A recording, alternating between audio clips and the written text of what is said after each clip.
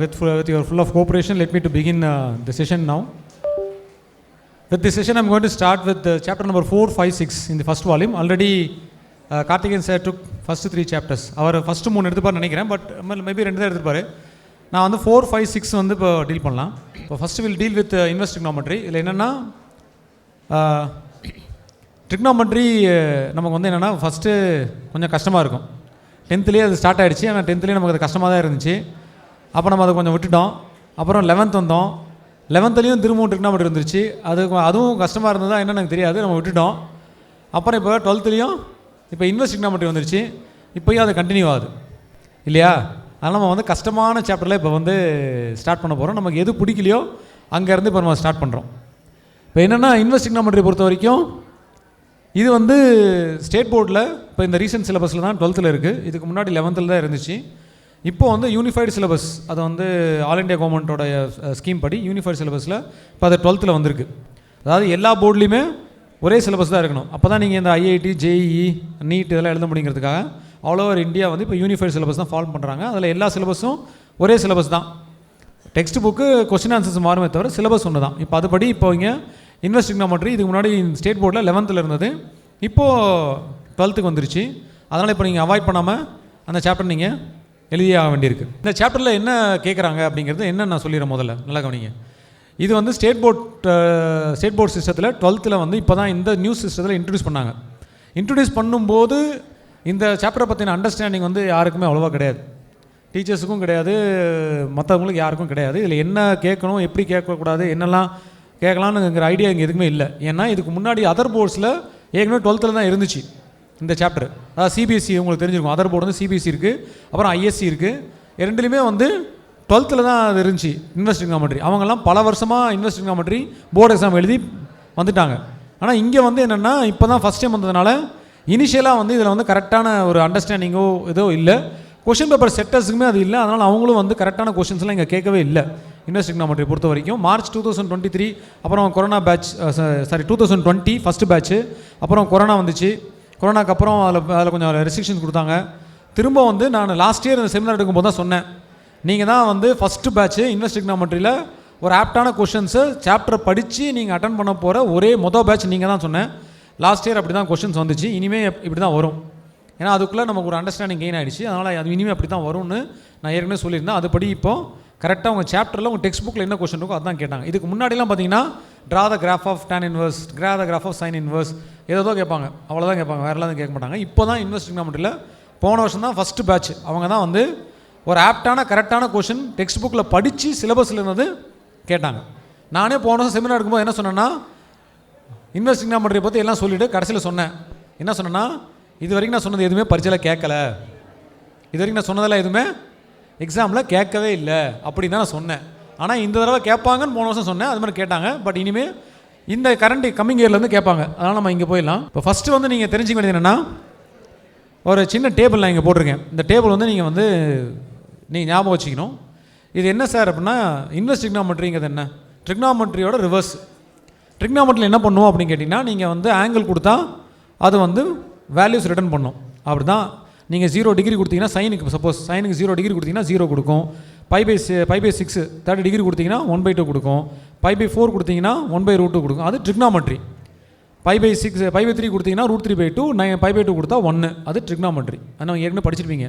0 degree, 30 degree, 60 degree, 45, 60, 19 போட்டு நீங்கள் ஒரு டேபிள் படிச்சிருப்பீங்க 10th. இப்போ அதை அப்படியே ரிவர்ஸ் பண்ணணும், அவ்வளோதான். அங்கே நீங்கள் இப்போ வேல்யூ கொடுத்தா ஆங்கிள் ரிட்டர்ன் பண்ணணும். 0 கொடுத்தா 0 டிகிரி, 1/2 கொடுத்தா 30 டிகிரி, அப்புறம் வந்து 1/√2 கொடுத்தா 45 டிகிரி, √3/2 கொடுத்தா 60 டிகிரி, 1 கொடுத்தா 90 டிகிரி. அப்படி ஆங்கிள் ரிட்டர்ன் பண்ணோம். அதை ரேடியன் எழுதணும், அவ்வளோதான். இங்கே 0, π/6, π/4, π/3, π/2 அப்படின்னு எழுதணும். அதுதானே ஃபஸ்ட்டு எழுதியிருக்கேன். ஃபஸ்ட்டு டேபிளில் பார்த்தீங்கன்னா அந்த பக்கம் ஹாஃப் வந்து 0ல் ஸ்டார்ட் பண்ணி எழுதியிருக்கேன். அதை அப்படியே மிரர் இமேஜாக லெஃப்ட்டில் எழுதியிருக்கேன். அது என்ன பண்ணியிருக்கேன்னா, அந்த பக்கம் இருக்கிற 1/2 இந்த பக்கம் -1/2 போட்டிருக்கேன். அந்த பக்கம் இருக்கிற 1/√2 இந்த பக்கம் -1/√2 போட்டிருக்கேன். அந்த பக்கம் √3/2 இந்த பக்கம் -√3/2, அந்த பக்கம் +1 இந்த பக்கம் -1, கீழே இருக்கிற வேல்யூஸும் நெகட்டிவ் அப்படியே எழுதியிருக்கேன். அவ்வளோதான். அது வந்து சைன் இன்வர்ஸோட டேபிள். இந்த டேபிளை நீங்கள் வந்து ஞாபகம் வச்சுக்கணும். இது வந்து ஸ்பெசிஃபிக் வேல்யூஸ் கண்டிப்பாக நீங்கள் ஞாபகம் வச்சுக்கணும். இல்லைனா நீங்கள் எக்ஸாம்பிள் சும்மா ஜஸ்ட் எழுதிக்கலாம். நீங்கள் 10th போகணுன்னு எழுதுவீங்களா முதல்ல ட்ரிக்னாமெட்ரி டேபிள், அது மாதிரி நீங்கள் எதாவது சின்னதாக எழுதி வச்சிட்டிங்கன்னா நீங்கள் அப்ளை பண்ணிக்கலாம். இதில் என்னென்னா இதில் என்னெல்லாம் அந்த டேபிளில் தெரியுது அப்படின்னா, அதில் என்ன முதல் லைனில் என்ன தெரியுதுன்னா சைன் இன்வர்ஸ் எக்ஸோட domain, sine inverse X value எங்கேருந்து எங்கே வரைக்கும் கொடுக்கலாம் அப்படின்னா -1 மேலே -1 ஸ்டார்ட் ஆகி +1 வரைக்கும் இருக்குன்னா -1 +1 தான் நீங்கள் வேல்யூ கொடுக்கணும். கீழே இருக்கிறது என்ன ரேஞ்சு, எங்கேருந்து இது வரைக்கும் அவுட்புட் வரும் சார் அப்படின்னா -π/2 +π/2 தான் வேல்யூ வரும். -π/2 0 வரைக்கும் 4th குவாட்ரண்ட்டு, 0 π/2 வரைக்கும் ஃபஸ்ட் குவாட்ரண்ட்டு, பாசிட்டிவாக இருந்தால் ஃபஸ்ட்டு, நெகட்டிவாக இருந்தால் 4th அப்படின்னு தெரியுது. அந்த இன்ஃபர்மேஷன் எல்லாமே அதில் தெரியுது. டொமைன், ரேஞ்சு, எப்போ பாசிட்டிவாக இருந்தால் எங்கே வரும், நெகட்டிவாக இருந்தால் எங்கே வரும் எல்லாம் நமக்கு தெரியுது. நீங்கள் பாசிட்டிவ் வேல்யூ கொடுத்தா sin இன்வர்ஸ் ஆஃப் எக்ஸ் பாசிட்டிவாக தான் ரிட்டர்ன் பண்ணோம், நெகட்டிவ் கொடுத்தா sin inverse of x negative தான் ரிட்டர்ன் பண்ணோம் அப்படிங்கிறது நமக்கு அந்த டேபிளில் தெரியுது. ரெண்டாவது வந்து tan இன்வர்ஸ் போட்டிருக்கேன், tan இன்வர்ஸும் அதே தான், அப்படியே ரிவர்ஸ் பண்ணியிருக்கேன், அதே மிரர் இமேஜ் பண்ணியிருக்கேன். அங்கேயும் நமக்கு டொமைன் தெரியுது, -∞ to +∞. எனி ரியல் நம்பர் நீங்கள் கொடுக்கலாம். அவுட்புட் வந்து எங்கே வரும்னா -π/2 +π/2 தான் அவுட்புட் வரும் தெரியுது. அதுக்கும் பாசிட்டிவ் வேல்யூ கொடுத்தா அது பாசிட்டிவ் தான் ரிட்டர்ன் பண்ணோம், நெகட்டிவ் கொடுத்தா நெகட்டிவ் தான் ரிட்டர்ன் பண்ணோம். நீங்கள் வேல்யூ கொடுத்தா ஆங்கிள் ரிட்டர்ன் பண்ணோம். 1/√3 கொடுத்தீங்கன்னா 30 டிகிரி வரும், 1 கொடுத்தீங்கன்னா 45 டிகிரி வரும், √3 கொடுத்தீங்கன்னா 60 டிகிரி வரும். அவ்வளோதான் நமக்கு தெரியுது. அதுதான் அந்த டேபிள். அதே மாதிரி நெகட்டிவ் கொடுத்தா நெகட்டிவ் ஆங்கிள் வரும் ஜஸ்ட்டு. இதுவும் வந்து first quadrant and 4th quadrant. பாசிட்டிவாக இருந்தால் ஃபஸ்ட் குவாட்ரண்ட் ரிட்டர்ன் பண்ணும், நெகட்டிவாக இருந்தால் 4th குவாட்ரண்ட் ரிட்டர்ன் பண்ணுங்கிறது tan. சைன் இன்வர்ஸும் tan இன்வர்ஸும் ஒரே மாதிரி தான் பிஹேவ் பண்ணும். அதுக்கு ரெண்டுக்கும் ஒரே டொமைன் தான், ரேஞ்ச் மட்டும் தான் கொஞ்சம் வித்தியாசப்படும். ஏன்னா எப்படின்னா குவாட்ரண்ட் வந்து ஃபஸ்ட் அண்ட் 4th தான், first quadrant and 4th quadrant தான். நெக்ஸ்ட் வந்து காஸ் இன்வர்ஸ் கொஞ்சம் வித்தியாசமானது. காஸ் இன்வர்ஸ் வந்து இருக்கிற இன்வெர்ஸ் ட்ரிக்னாமெட்ரியிலே ஹைலி பாசிட்டிவாக இருக்கக்கூடிய ஒரு இன்வெர்ஸ் ட்ரிக்னாமெட்ரி ஃபங்க்ஷன் அந்த காஸ் இன்வர்ஸ் தான். அதுக்கு நீங்கள் பாசிட்டிவாக கொடுத்தாலும் பாசிட்டிவ் வேல்யூ தான் கொடுக்கும், நீங்கள் நெகட்டிவாக கொடுத்தாலும் அது பாசிட்டிவ் தான் கொடுக்கும். அதுக்கு என்ன கொடுத்தாலும் பாசிட்டிவாக தான் கொடுக்கும். அதனால் எனக்கு காஸ் இன்வர்ஸ் தான் அந்த 3ல் ரொம்ப பிடிக்கும். என்ன நெகட்டிவாக கொடுத்தாலும் அது பாசிட்டிவ் தான் ரிட்டர்ன் பண்ணோம். நமக்கு ஏதாவது கெட்ட செஞ்சால் நம்ம உங்களை என்ன பண்ணோம், நல்லா தானே பண்ணோம், அது காஸ் இன்வர்ஸ் தான் பண்ணோம். அதனால் எனக்கு காஸ் இன்வர்ஸ் ரொம்ப பிடிக்கும். இப்போ காஸ் இன்வர்ஸோட வேல்யூ பார்க்கலாம். அது வந்து நீங்கள் ஏற்கனவே தெரியும், காஸ் 0னா 1, 30 டிகிரினா √3/2, 45 டிகிரினா 1/√2, 60 டிகிரினா 1/2, அப்புறம் π/2னா 0. அதான் எழுதியிருக்கேன். ஆனால் அந்த பக்கம் அப்படியே மிரர் இமேஜ் பண்ணலை, மேலே மட்டும்தான் அப்படியே மிரர் இமேஜ் பண்ணியிருக்கேன். கீழே வந்து என்ன பண்ணியிருக்கேன் நல்லா கவனிக்கணும். அது வந்து நெகட்டிவ் வேல்யூ கொடுத்தா பாசிட்டிவ் தான் கொடுக்கும்னு சொல்லியிருக்கேன். ஆனால் என்ன வேல்யூ கொடுக்கும் அப்படின்னா, பாசிட்டிவ்க்கு என்ன வேல்யூவோ அதை 180ல் சப்ட்ராக்ட் பண்ணி கொடுக்கும். இப்போ வந்து ஃபார் எக்ஸாம்பிள் √3/2 போட்டால் உங்களுக்கு என்ன வருது, π/6 வருது, 30 டிகிரி வருதுன்னா நீங்கள் -√3/2 கொடுத்தா அந்த π/6 180ல் சப்ட்ராக்ட் பண்ணிக்கணும். அவ்வளோதான். அது 150 டிகிரி ஆர் 5π/6 அப்படின்னு தெரிஞ்சிடும். நீங்கள் எப்போல்லாம் நெகட்டிவ் கொடுக்குறீங்களோ அப்போல்லாம் பாசிட்டிவ்க்கு என்ன வேல்யூவோ அதை என்ன பண்ணிடணும், 180ல் சப்ட்ராக்ட் பண்ணிக்கணும். காசு வந்து நெகட்டிவ் வேல்யூ ரிட்டர்னே பண்ணாது. அதுக்கு நெகட்டிவ் வந்துச்சுன்னா அது என்ன பண்ணும்னா இம்மீடியட்டாக பாசிட்டிவ்க்கு என்ன வேல்யூவோ அதை 180ல் சப்ட்ராக்ட் பண்ணிடும். அப்படிங்கிறது தான் நீங்கள் ஞாபகம் வச்சுக்கணும். அதுதான் அந்த டேபிள் இருக்குது, அதில் நமக்கு தெரியுது. அதே மாதிரி டொமைன் வந்து அந்த பக்கம் -1 +1 வரைக்கும், அப்புறம் ரேஞ்ச் வந்து 0 π வரைக்கும். அதில் என்ன முக்கியமான விஷயம், காஸ் இன்வர்ஸ் வந்து ஃபஸ்ட் குவாட்ரண்ட் அண்டு செகண்ட் குவாட்ரண்ட்டில் தான் எக்ஸிஸ்ட் ஆகும். First quadrant and second quadrant. Whereas the remaining inverse trigonometry functions வந்து என்னென்னு பார்த்தீங்கன்னா sine inverse and tan inverse, அது first and 4th, first quadrant and 4th quadrant. இங்கே வந்து ஃபஸ்ட் அண்டு செகண்ட் குவாட்ரண்ட்டில் தான் வேல்யூஸை ரிட்டர்ன் பண்ணும் அப்படின்னு நம்ம தெரிஞ்சுக்கிறோம். அதான் இங்கே எழுதியிருக்கேன், கீழே எழுதியிருக்கேன், நீங்கள் பார்த்துக்கலாம், நோட் பண்ணுங்க. நெக்ஸ்ட் வந்து என்னென்னா,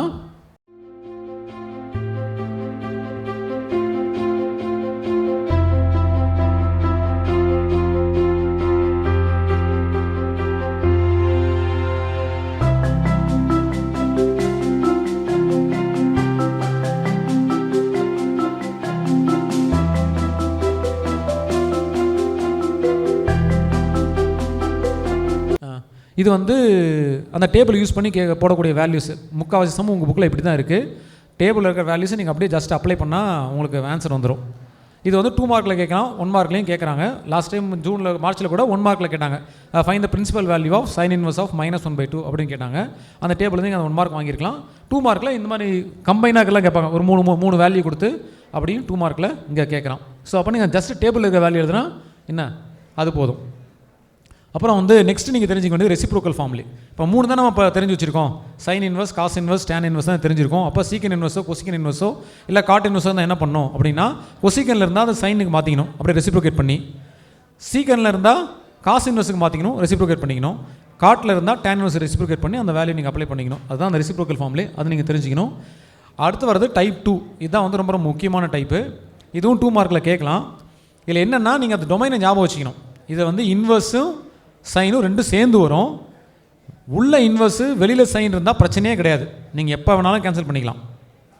உள்ள இன்வர்ஸும் வெளியில் சைனும் இருந்தால் நீங்கள் எப்போ வேணாலும் கேன்சல் பண்ணிக்கலாம். ஆனால் வெளியில் இன்வர்ஸும் உள்ளே வந்து ட்ரிக்னாமெட்ரி இருந்துச்சுன்னா, அவுட் சைடில் இன்வர்ஸ் ட்ரிக்னாமெட்ரி, இன்சைடில் ட்ரிக்னாமெட்ரி இருந்துச்சுன்னா அப்போ தான் பிரச்சனை. அப்போ நீங்கள் என்ன பண்ணணும், அந்த ரேஞ்ச் உங்களுக்கு ஞாபகம் இருக்கணும். இப்போ சைன் உள்ளே இருந்தால் சைனோட வேல்யூ வந்து -π/2லேருந்து +π/2க்குள்ளே தான் இருக்கணும். அதுக்குள்ளே இருந்தால் தான் நீங்கள் கேன்சல் பண்ண முடியும். காசு இன்வெர்ஸ் உள்ளே இருந்துச்சுன்னா, காசு இன்வெர்ஸ் வெளியில் இருந்துச்சுன்னா, உள்ள காசு இருந்துச்சுன்னா அப்போ அதோட வேல்யூ எவ்வளோ சார் இருக்கணும்னா 0லேருந்து πக்குள்ளே தான் இருக்கணும். டேன் இன்வெர்ஸாக இருந்தாலும் வெளில டேன் இன்வெர்ஸ் இருந்து உள்ள டேன் இருந்தாலும் நீங்கள் கேன்சல் பண்ண முடியாது. எப்போ கேன்சல் பண்ண முடியுங்கன்னா -π/2லேருந்து +π/2க்குள்ளே இருந்தால் தான், அந்த ஃபஸ்ட் குவாட்ரண்ட் ஃபோர்த்து குவாட்ரண்ட்டுக்குள்ளே இருந்தால் தான் சைன் இன்வெர்ஸும் கேன்சல் ஆகும், டேன் இன்வெர்ஸும் கேன்சல் ஆகும். காசு கேன்சல் ஆகணும்னா 0லேருந்து πக்குள்ளே இருந்தால் தான் கேன்சல் ஆகும், இல்லைனா கேன்சல் ஆகாது. அப்போ என்ன சார் பண்ணணும், அதை அப்படின்னா கன்வெர்ட் பண்ணணும். இப்போ வந்து first quadrant second quarter fourth quadrant தான், இப்போ செகண்ட் குவார்டரில் கொடுத்துட்டாங்க அப்படின்னா என்ன சார் பண்ணணும் அப்படின்னு நான் பின்னாடி பார்க்கலாம். எப்படி கன்வெர்ட் பண்ணுறது நான் அங்கே சொல்லியிருக்கேன். செகண்ட் குவார்டரில் கொடுத்தாங்க அப்படின்னா நீங்கள் அதை ஸ்மாலஸ்ட் ஆங்கிளாக மாற்றணும். அதுக்கு 180ல் சப்ராக்ட் பண்ணணும். செகண்ட் குவாட்ரண்டில் இருக்கிற எல்லா ஆங்கிளையும் நீங்கள் 180லேருந்து தான் சப்ராக்ட் பண்ணணும். 180லேருந்து சப்ராக்ட் பண்ணிங்கன்னா உங்களுக்கு அக்யூட் ஆங்கிளாக மாறிடும். அப்புறம் இன்னொரு விஷயம் என்னென்னா, செகண்ட் குவாட்ரண்டில் சைன் வந்து பாசிட்டிவ், கரெக்டாக? செகண்ட் குவாட்ரண்டில் சைன் வந்து பாசிட்டிவ். ஆனால் காஸ் இன்வெர்ஸ் வந்து செகண்ட் குவாட்ரண்ட்டில் எக்ஸிஸ்ட். காஸ் இன்வெர்ஸ் செகண்ட் குவாட்ரண்ட்டில் எக்ஸிஸ்ட் ஆகுது. ஃபஸ்ட் டு செகண்ட் தான் அதனுடைய டொமைன், அதனோட ரேஞ்சே. அதனால் காஸ் இன்வெர்ஸுக்கு எந்த பிரச்சனையும் கிடையாது, ஃபஸ்ட்டோ செகண்டோ. ஸோ செகண்ட் குவாட்ரண்ட்டை பொறுத்த வரைக்கும் காஸ் இன்வெர்ஸுக்கு எந்த பிரச்சனையும் கிடையாது. பிரச்சனை யாருக்குன்னா சைன் இன்வெர்ஸுக்கும் டேன் இன்வெர்ஸுக்கு மட்டும்தான். ஏன்னா அது ஃபஸ்ட்டு ஃபோர்த்தில் தான் வரும், செகண்டில் வராது.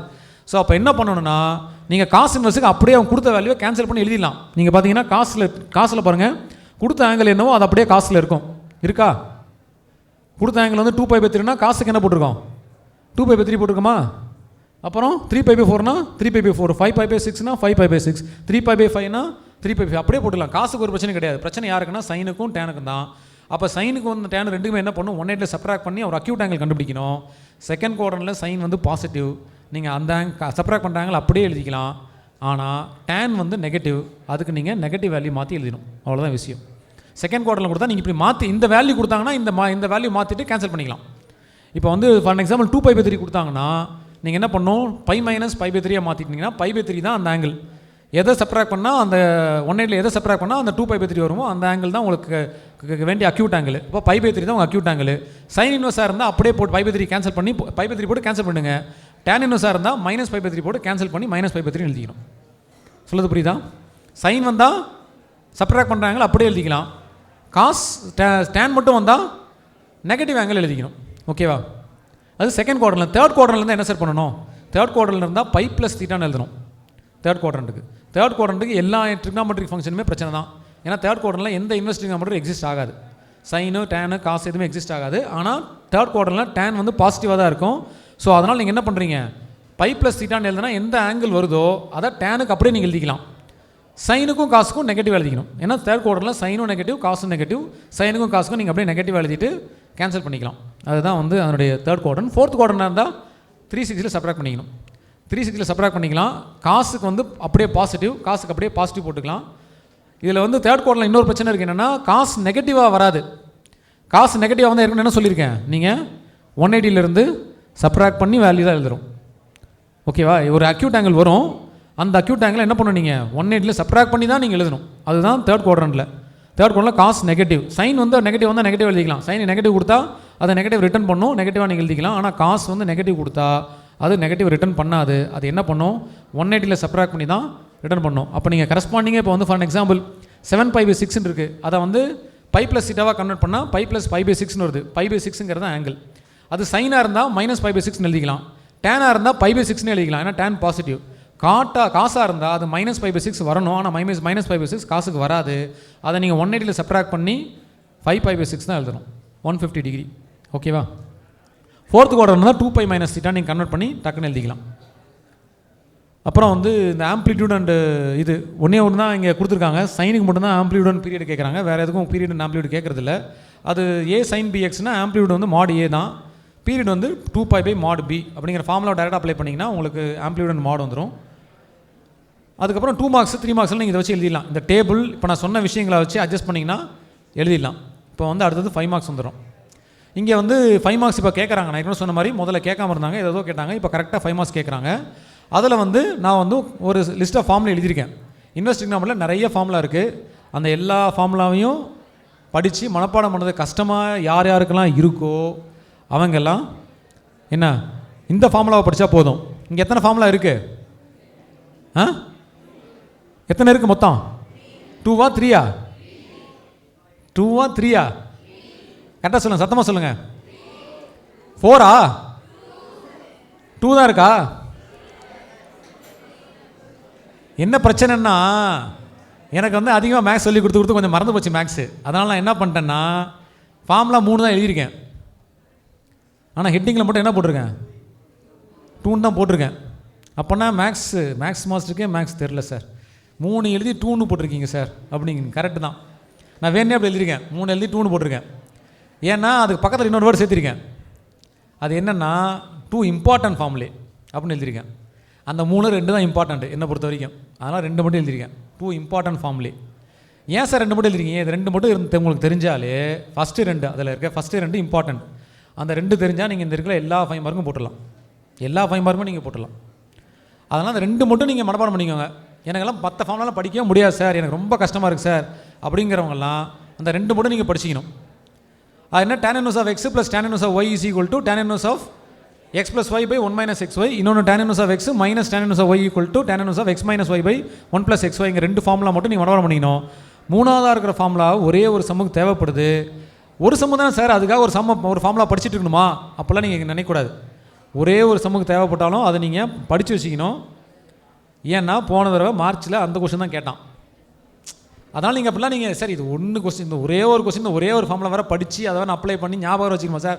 முடியாது. நீங்கள் எதெல்லாம் உமி பண்ணுறீங்களோ கரெக்டாக எக்ஸாமில் அதெல்லாம் கேட்பாங்க, அப்போ நீங்கள் மாட்டிக்கிங்க. ஸோ அதனால் வந்து நீங்கள் அதையும் ஞாபகம் வச்சுக்கணும். 3வது ஃபார்முலா வந்து cos inverse of x plus cos inverse of y is equal to cos inverse of xy minus square root of 1 minus x square into square root of 1 minus y square. அந்த formula ஞாபகம் வச்சுக்கணும்.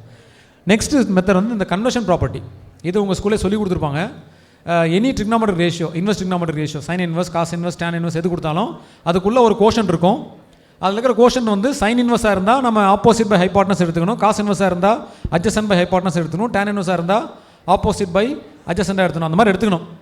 அந்த மாதிரி எடுத்துகிட்டா என்ன sir கிடைக்கும் அப்படின்னா உங்களுக்கு 2 குவான்டிட்டி கிடைக்கும். ஒன்று ஆப்போசிட், அட்ஜசன்ட் அண்ட் ஹைபாட்னஸில் 2 கிடைக்கும். ஒன்று உங்களுக்கு தெரியாது, 3வது குவான்டிட்டி தெரியாது. அதுக்கு நீங்கள் அந்த ட்ரையாங்கிளோட ரைட் ஆங்கிள் ட்ரையாங்கிளோட ப்ராப்பர்ட்டி அது என்னது? sum of the squares of 2 sides is always equal to square of the hypotenuse. ஒரு right angle triangle square of hypotenuse is equal to sum of the squares of other 2 sides. அதை use பண்ணி அது கீழே ஒரு formula எழுதிருக்க பாருங்கள். O square plus A square equal to H square. ஓங்கிறது opposite, ஏங்கிறது அட்ஜசன்ட்டு, ஹெச்ங்கிறது ஹைபாட்னஸ். அந்த ஃபார்முலா சப்ஸ்டியூட் பண்ணிங்கன்னா உங்களுக்கு தெரியாதது கிடைக்கும்.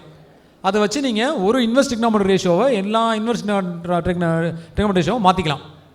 ஆனால் இப்போ நான் என்ன சொல்கிறேன்னா அவங்க எது கொடுத்துருந்தாலும் நாம் என்னவா மாற்றிக்கிறோம்னா டேன் இன்வெர்ஸுக்கு மட்டும் மாற்றிக்கிறோம். அவங்க கொஸ்டினில் எது கொடுத்துருந்தாலும் நாம் எதுக்கு மாற்றிக்கிறோம்? டேன் இன்வெர்ஸுக்கு மட்டும் மாற்றிக்கிறோம். ஏன்னா நமக்கு 2 ஃபார்முலா தான் தெரியும். அது எதில் இருக்குது? டேன் இன்வெர்ஸில் தான் இருக்குது. அதனால் நம்ம அவங்க என்ன கொடுத்தாலும் நீங்கள் என்ன வேணால் கொடு, அதை பற்றிலாம் எனக்கு கவலை இல்லை, எனக்கு தெரிஞ்சது டேன் தான், நான் டேனுக்கு மாற்றிக்கணும்னு சொல்லி நீங்கள் என்ன பண்ணுறீங்க? டேனுக்கு நீங்கள் கன்வெர்ட் பண்ணிக்கணும். ஒரே ஒரு எக்ஸாம்பிள் மட்டும் பார்க்கலாம். இப்போ பாருங்கள், கொஸ்டினில் வந்து find the value of sine of tan inverse of 1/2 minus cos inverse of 4/5 இருக்குது. அவங்க எல்லாமே கொடுக்குறான்னு புத்திசாலியாக கொடுத்துருக்காங்க. சைனு, காசு, டேனு 3மே கொடுத்துருக்காங்க. சரி, அதை பற்றி நம்ம பிரச்சனை இல்லை. நமக்கு உள்ளே வந்து என்ன இருக்குன்னு பார்க்கணும். உள்ளே ஒன்று வந்து டேன் இருக்குது, ஒன்று வந்து எதில் இருக்குது? காஸ் இன்வெர்ஸில் இருக்குது. கரெக்டாக? அப்போ நமக்கு எல்லாமே எதுவாக மாற்றணும்? டேனில் தான் மாற்றணும். ஏற்கனவே ஒன்று டேனில் இருக்கா, அது மாற்ற வேண்டியதில்லை. இப்போ இன்னொன்று மட்டும் என்ன பண்ணணும்? டேன் இன்வெர்ஸுக்கு மாற்றணும். அப்போ காஸ் இன்வெர்ஸ் ஆஃப் 4/5ங்கிறத மட்டும் டேன் இன்வெர்ஸுக்கு மாற்றணும். காஸ் இன்வெர்ஸுக்கு உள்ளே இருக்கிறது என்ன? அட்ஜசன்ட்டும் ஹைபாட்னஸும். என்ன தெரியல? ஆப்போசிட் தெரியல. ஸோ அந்த ஃபார்முலா அப்ளை பண்ணுறோம். ஆப்போசிட் 3ன்னு வருது. உடனே அதை டேன் இன்வெர்ஸை மாற்றிக்கலாம். டேன் இன்வெர்ஸை மாற்றினா tan inverse of opposite by adjacent, அது டேன் இன்வெர்ஸ் ஆஃப் 3/4ன்னு வந்துடும். அப்போ என்ன கிடைக்கும்னா இந்த cos inverse of 4/5 tan inverse of 3/4 நான் கன்வெர்ட் பண்ணிட்டேன். கன்வெர்ட் பண்ணி அங்கே சப்ஸ்டியூட் பண்ணால் என்ன கிடைக்கும்னா மேலே காஸ் இன்வெர்ஸ் ஆஃப் 4/5 பதிலாக நீங்கள் tan inverse of 1/2 minus tan inverse of 3/4 போட்டால் நமக்கு இப்போ தெரிஞ்ச ஃபார்முலா இங்கே வந்துருச்சா? Tan inverse of x minus tan inverse of y. அந்த ஃபார்முலா அப்ளை பண்ணிங்கன்னா கடைசி ஆன்சர் டேன் இன்வெர்ஸில் வந்துடும். ஆனால் அவுட் சைடில் என்ன இருக்குது? சைன் இருக்குது. அப்போ எப்போ கேன்சல் ஆகும்னா கொடுத்த வேல்யூ சைனில் இருந்தால் தான் கேன்சல் ஆகும். ஸோ இங்கே வர்ற வேல்யூவை என்ன பண்ணுறோன்னா டேனில் இருக்கிறத திரும்ப சைனாக மாற்றணும். இதில் என்ன இருக்குது? ஆப்போசிட்டும் அட்ஜசன்ட்டும் இருக்குது. ஹைபாட்னஸ் தெரியல, ஹைப்போட்டனஸை கண்டுபிடிச்சிட்டேன், அதை சைனுக்கு மாற்றிட்டேன், அதை சப்ஸ்டியூட் பண்ணால் அது நெகட்டிவாக வரும். ஆக்சுவலாக நெகட்டிவாக வரதுனால நெகட்டிவாக போட்டிருக்கேன்.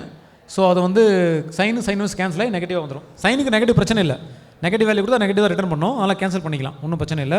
ஸோ கேன்சல் பண்ணி நான் ஆன்சர் எழுதிட்டேன். ஸோ அவங்க கொஸ்டினில் என்ன கொடுத்தாலும், ஃபார் எக்ஸாம்பிள் இதுலேயும் காசு சைனு டேன்லாம் இருக்குது, உள்ள ஒன்று டேன் இருக்குது, ஒன்று என்னதில் இருக்குது, சைன் இன்வெர்ஸில் இருக்குது. அப்போ என்ன பண்ணலாம், சைன் இன்வெர்ஸை மட்டும் டேனை கன்வெர்ட் பண்ணிவிட்டு அந்த ஃபார்மில் அப்ளை பண்ணினா கடைசி அவுட்புட் எதில் வரும், டேனில் வரும். ஆனால் அவுட் சைடில் என்ன இருக்குது, அப்போ திரும்ப என்ன பண்ணாத, காசு இன்வெர்ஸாக மாற்றி கேன்சல் பண்ணணும். காசு இன்வெர்ஸாக மாற்றி நீங்கள் கேன்சல் பண்ணிங்கன்னா அது கேன்சல் ஆகிடும்.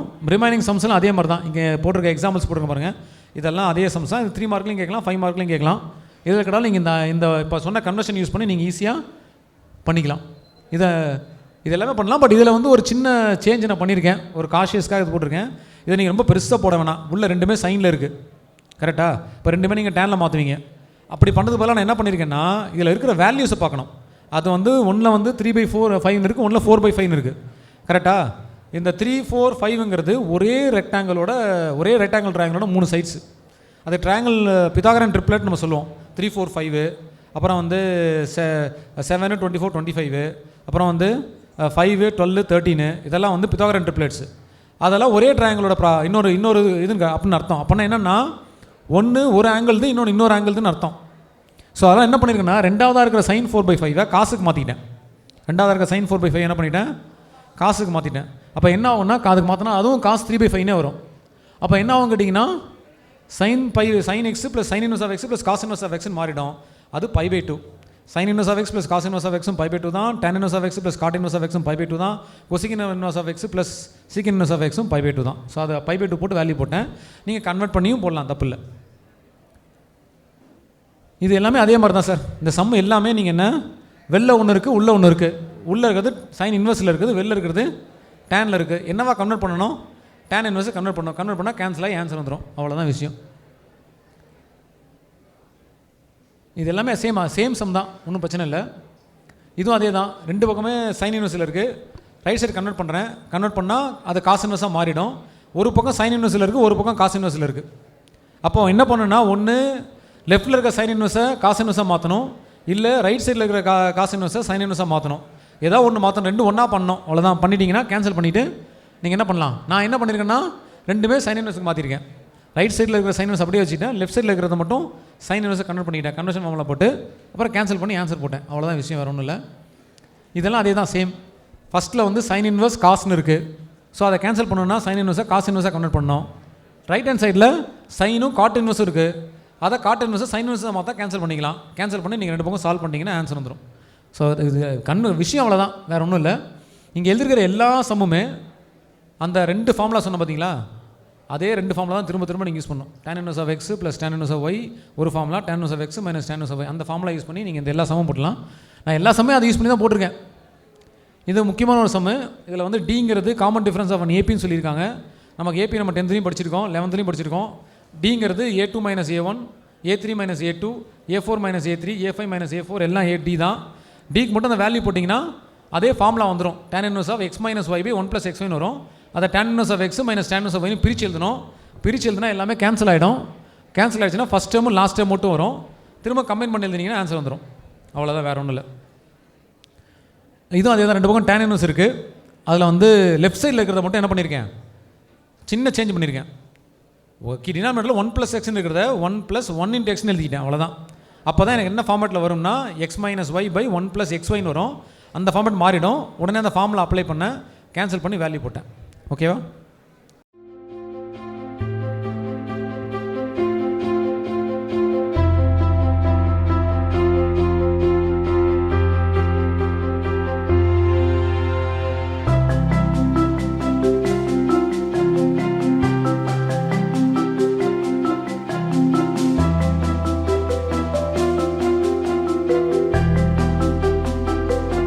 இது மட்டும்தான் ஒரே ஒரு கொஸ்டின். நீங்கள் வந்து என்னென்னா ட்ரிக்னாமெட்ரிக் ஃபார்முலா ஞாபகம் வச்சுக்கணும். இதில் ஒன்று மட்டும் இந்த புக்கில் கொஞ்சம் ஆர்ட் சம்னு சொன்னால் இது ஒன்று ஒரு ஆர்ட் சம். மற்றதெல்லாம் காமன் ஸ்ட்ரக்சரில் வந்துடும். நான் ஏற்கனவே என்னெல்லாம் சொன்னால் அதில் ஸ்ட்ரக்சரில் வந்துடும். இது ஒன்று மட்டும் அது வராது. இது மட்டும் ட்ரிக்னாமெட்ரிக் ஃபார்முலா நீங்கள் ஞாபகம் வச்சுக்கணும். அது 1 minus tan square theta by 1 plus tan square தீட்டாங்கிறது cos 2 தீட்டா. அந்த ஃபார்முலாவை இந்த சம்மில் நீங்கள் அப்ளை பண்ணணும், அவ்வளோதான் விஷயம், வேறு ஒன்றும் இல்லை. அப்ளை பண்ணால் காசும் கேன்சல் ஆகிடும். ஆன்சர் உங்களுக்கு உடனே வந்துடும். ஆனால் அந்த ஃபார்முலாவை நீங்கள் இங்கே அப்ளை பண்ணணுங்கிறத மட்டும் நீங்கள் நோட் பண்ணிக்கணும். இந்த சம்மு கேட்டால் இந்த ஃபார்முலா அப்ளை பண்ணணும் சார் அப்படின்னு உங்களுக்கு தெரியணும். நீங்கள் படிக்கும்போது என்ன பண்ணணும்னா எதெல்லாம் ஆடாக இருக்கோ அதெல்லாம் நோட் பண்ணி வச்சுக்கணும். நோட் பண்ணி வச்சுக்கிட்டு நீங்கள் அப்ளை பண்ணால் போதும். இதுவும் அதே மாதிரி தான் பார்த்தீங்கன்னா 4 tan இன்வெர்ஸில் இருக்குது. ஸோ 2 லெஃப்ட் ஹேண்ட் சைடில் வச்சுக்கோங்க, 1 ரைட் ஹேண்ட் சைடு தள்ளி விட்ருங்க. அப்படின்னா இந்த பக்கம் 2 அந்த பக்கம் 2 வந்துடும். ஒரு பக்கம் ப்ளஸ் ஒரு பக்கம் மைனஸ் அப்ளை பண்ணுங்கள். tan கேன்சல் ஆகிடும். கேன்சல் ஆகிடுச்சுன்னா அப்புறம் உங்களுக்கு சால்வ் பண்ணலாம். இதில் என்ன ஒரு முக்கியமான விஷயம்னா tan கேன்சல் பண்ணிடுறோம் சார். அப்புறம் 2x 2 பக்கம் இருக்குது. 2x கேன்சல் பண்ணலாமா? அப்படின்னா 2x நீங்கள் கேன்சல் பண்ணக்கூடாது. வேரியபிள் நீங்கள் கேன்சல் பண்ணணும்னா அது நான் ஜீரோவாக இருந்தால் மட்டும்தான் கேன்சல் பண்ணணும். அதனால் இங்கே 2x கேன்சல் பண்ணக்கூடாது. கேன்சல் பண்ணாமல் இருந்தால் தான் உங்களுக்கு கியூபிக் ஈக்குவேஷன் வரும். அப்போ தான் 3 ரூட் கிடைக்கும். கேன்சல் பண்ணிங்கன்னா குவாட்ராட்டிக் தான் கிடைக்கும். அது 2 ரூட் தான் கிடைக்கும். உங்கள் ஆன்சர் தப்பாயிடும். ஸோ எக்ஸை வந்து நீங்கள் கேன்சல் பண்ணக்கூடாது. நம்ம சைன் இன்வெர்ஸ் கேன்சல் பண்ணலாம், சைன் இன்வெர்ஸ் 2 பக்கம் கேன்சல் பண்ணலாம். ஆனால் எக்ஸை நீங்கள் கேன்சல் பண்ணணும்னா அது நான் ஜீரோவாக இருந்தால் மட்டும்தான் நீங்கள் என்ன பண்ணணும், கேன்சல் பண்ணணும். இது ஒன்றே சம் தான் வந்து நான் ஏற்கனவே சொன்ன அந்த 3வது ஃபார்முலாவை அப்ளை பண்ணுற ஒரே சம் இது மட்டும்தான். இந்த சம்மு வந்து இந்த சம்மு நான் படிக்கணுமா சார் அப்படின்னு கேட்டிங்கன்னா கண்டிப்பாக நீங்கள் படிக்கணும். ஏன்னா மார்ச் 2023 இந்த சம்மை தான் கேட்டாங்க. போன போர்டு எக்ஸாமில் இந்த கொஸ்டின் தான் கேட்டிருக்காங்க. ஸோ அதெல்லாம் படிக்காமலாம் நீங்கள் விடக்கூடாது. ஒரே ஒரு சம்மு தான் சார் இருக்குது, இந்த ஃபார்முலா மனப்பாடம் பண்ணி இந்த சம்மு எழுதி தான் ஆகணுமா அப்படின்னா ஆமாம், நீங்கள் படித்து தான் ஆகணும். சார் நெக்ஸ்ட் போடுங்க.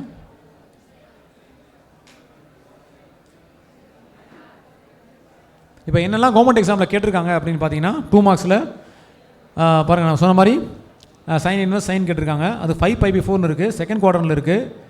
செகண்ட் குவார்டரில் இருந்தால் தேர்ட் குவார்டரில் இருக்குது. நீங்கள் என்ன பண்ணணும், π + π/4 மாற்றிக்கணும். அப்புறம் சைன் தேர்ட் குவார்டர் நெகட்டிவ், இப்போ -π/4 தான் ஆன்சர் எழுதணும். அவ்வளோதான் விஷயம், வேறு ஒன்றுமே இல்லை. பிரின்சிபல் வேல்யூலாம் நீங்கள் டேபிள் பார்த்து எழுதுறது தான். டேபிளை பார்த்து எழுதுறது நீங்கள் ஈஸியாக எழுதிடலாம். கீழே இருக்கிறது வந்து sine of a + b formula, sin a cos b + cos a sin b. அதை கன்வெர்ட் பண்ணிங்கன்னா உடனே சைன் இன்வெர்ஸ் கேன்சல் ஆகிடும். அதுதான் கேட்டிருக்காங்க. இதெல்லாம் 5 மார்க்ஸ்லேருந்து மார்ச் 2023 கேட்டது வந்து நான் ஏற்கனவே சொன்ன மாதிரி தான். அப்போ வந்து சும்மா என்ன கேட்கணும்னு தெரியாமல் அதில் கிராஃப் என்னென்னமோ கேட்டாங்க.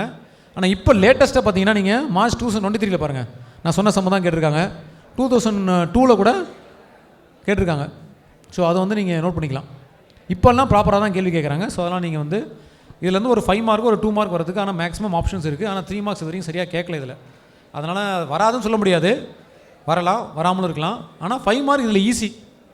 இன்வெஸ்ட் எக்ஸாம்பிள் எனக்கு ட்ரிக்னாமெட்ரியே தெரியாது சார், கஷ்டமாக இருக்குது சார் சொல்கிறவங்க அந்த 2 ஃபார்முலாவாவது படித்து ட்ரை பண்ணிங்கன்னா கண்டிப்பாக 5 மார்க் இதில் நீங்கள் வாங்கலாம். ஒரு 2 மார்க்கும் இதில் நீங்கள் வாங்கலாம். அதுதான் என்னுடைய ஒரே ஒரு சஜஷன். கஷ்டமாக இருக்குங்கிறத ஒமிட் பண்ணக்கூடாது நீங்கள். சரி, நெக்ஸ்ட்டு போடுங்க. 5 இல்லை என்ன முக்கியமான விஷயம்னா உங்களுக்கு என்ன வந்து கொஸ்டின் பேப்பர் வந்து 90 மார்க்ஸ் இருக்கும். 90 மார்க்ஸ் தான் நீங்கள் எழுத போகிறீங்க. ஆனால் கொஸ்டின் பேப்பர் 140 மார்க்ஸுக்கு இருக்கும். அதான் எதனா ஆப்ஷனெல்லாம் சேர்த்தி அதில் வந்து என்னெல்லாம் புக்குக்கு வந்து க்ரியேட்டிவாக கேட்கலாம் அப்படின்னா இந்த இருக்கக்கூடிய creative questions especially in objectives. First objectives வரலாம். அதில் 20 அப்ஜெக்டிவ்ஸ் இருக்குது. நீங்கள் 20 எழுதணும் இல்லையா? அந்த அப்ஜெக்டிவ்ஸ் என்ன பண்ணுறாங்கன்னா கொஞ்சம் கொஞ்சமாக இன்க்ரீஸ் பண்ணிட்டே போகிறாங்க. ஃபஸ்ட்டு 3, 4 இருந்தது, அப்புறம் 5 ஆச்சு, இப்போ லாஸ்ட் எக்ஸாமில் 7 ஆகிடுச்சு. ஓகேவா? இப்போ இந்த இயர் கொஸ்டின் பேப்பர் எடுத்துட்டாங்க. அது வந்து நமக்கு தெரியாது, அது சீக்ரெட்டு தெரியாது. கொஸ்டின் பேப்பர் வந்தால் தான் தெரியும். ஆனால் நெக்ஸ்ட் அகாடமிக் இயருக்கு வந்து அதை 9 இன்க்ரீஸ் பண்ணுறாங்க. என்ன ஆகுறாங்க? இப்போ ஏற்கனவே எவ்வளோ ஆயிடுச்சுன்னா 7 ஆகிடுச்சு. 7 வந்து கிரியேட்டாக இருக்குது, 13 தான் புக் பேக்கில் வருது. இப்போ அடுத்த வருஷத்துக்கு என்ன பண்ணுறாங்க, இப்போ கம்மிங் அகாடமிக் இருக்குது கொஸ்டின் பேப்பர் வந்தால் தான் அந்த சீக்ரெட் தெரியும். ஆனால் நெக்ஸ்ட் இயருக்கு கைட்லைன் கொடுத்துருக்காங்க. நெக்ஸ்ட் அகாடமிக் இருக்குது எவ்வளோன்னு 9 இருக்கணுன்ட்டு. இப்போ நீங்கள் 7 வச்சுக்கோங்க. 7 கிரியேட்டர் அது போயிடுது, அது 7 மார்க் போயிடும். கரெக்டா? 2 மார்க்கில் நமக்கு தான் தெரியாது இல்லை, நம்ம பிங்கி வாங்கி தானே போட போகிறோம். அது கரெக்டாக வராது எப்படியும். ஸோ அதை பற்றி பிரச்சனை இல்லை. 7 மார்க் போயிடுச்சு. 90ல் 7 போயிடுச்சு, கழிச்சிடுங்க. அப்புறம் 2 மார்க் இருக்குது. 2 மார்க்கில் கம்பல்சரி கொஷின் வந்து கண்டிப்பாக புக் பேக் வெளியே தான் கேட்பாங்க. அதை நம்மளால் எழுத முடியாது. அது 2 மார்க்கை விட்டுருலாம். 3 மார்க்கில் கம்பல்சரி கண்டிப்பாக புக் பேக் கிடையாது, அதையும் விட்டுருணும். 5 மார்க்கில் ஒரு கொஷின் கண்டிப்பாக எய்தரா 2மே புக் பேக் கிடையாது. அது உங்களால் கண்டிப்பாக இருந்தாலும் யோசனை பண்ணி எழுத முடியும்னு நம்பிக்கை எனக்கு கிடையாது. அதையும் கேன்சல் பண்ணிடணும். அப்படின்னா என்னென்னா ஒரு 5 ஒரு 3 ஒரு 2 டோட்டலாக 10 + 7 வந்து 17 மார்க்ஸு உங்கள் புக்கிலேருந்து வராது. அது உங்களுக்கு 17 மார்க்ஸ் சேலஞ்சிங் தான். ரிமைனிங் எவ்வளோ இருக்குன்னா நீங்கள் 90ல் 73 தான் உங்களுக்கு ஆப்ஷனே இருக்குது. நீங்கள் படிச்சுட்டு போகிறதுல இருந்து உங்கள் டெக்ஸ்ட் புக்லேருந்து 73 மார்க் தான் வரும். அப்போ நீங்கள் புக்கு ஃபுல்லாக படித்தாலே நீங்கள் எவ்வளோ தான் வாங்க முடியும்? 73 தான் வாங்க முடியும். அப்புறம் எப்படி சார் சென்டம் வாங்குறது? நீங்கள் சென்டம் வாங்கலாம் சொல்லி கோர்ஸ் நடத்திட்டு இருக்கீங்க, அப்புறம் எப்படி சென்டம் வாங்குறது அப்படின்னா அது கொஞ்சம் ஹைலி சேலஞ்சிங் தான். நான் இல்லைன்னு சொல்ல மாட்டேன், ஆனால் பாசிபிள், சேலஞ்சிங் தான். ஆனால் நீங்கள் ஞாபகம் வச்சுக்கணும், ஒரு question paper is always 73 marks. இதில் இன்னொரு பிரச்சனை என்னென்னா 2 மார்க்கில் இப்போ நம்பர் ஆஃப் கிரியேட்டட் கொஷின்ஸ் எத்தனை கேட்கணும்னா இன்னொன்று எக்ஸ்ட்ரா கேட்கலாம். அதுதான் ரூல் படி இன்னொன்று எக்ஸ்ட்ரா கேட்கலாம். ஆனால் என்ன சார் கேட்குறாங்க? 2 எக்ஸ்ட்ரா கிரியேட்டர் கேட்குறாங்க. இருக்கிறதே மிச்சம் 9. அந்த மொத்தமாக நீங்கள் 7 தான் எழுதணும். கம்பல்சரி ஆல்ரெடி காலி ஆகிடுச்சு. மிச்சம் 6 தான் நீங்கள் எழுதணும். அதுக்கு இருக்கிற கொஸ்டின் 9 தான். அதில் வந்து 2 கொஸ்டின் கிரியேட்டாக கேட்குறாங்க. மிச்சம் எத்தனை சார் வருதுன்னா 7லேருந்து நீங்கள் 6 எழுதணும். 7 தான் உங்கள் புக்கிலேருந்து வருது. மொத்தம் எத்தனை சாப்டர் இருக்குது? 12 சாப்டர் இருக்குது. 12லேருந்து எத்தனை வருது? மொத்தம் 7 தான் வருது.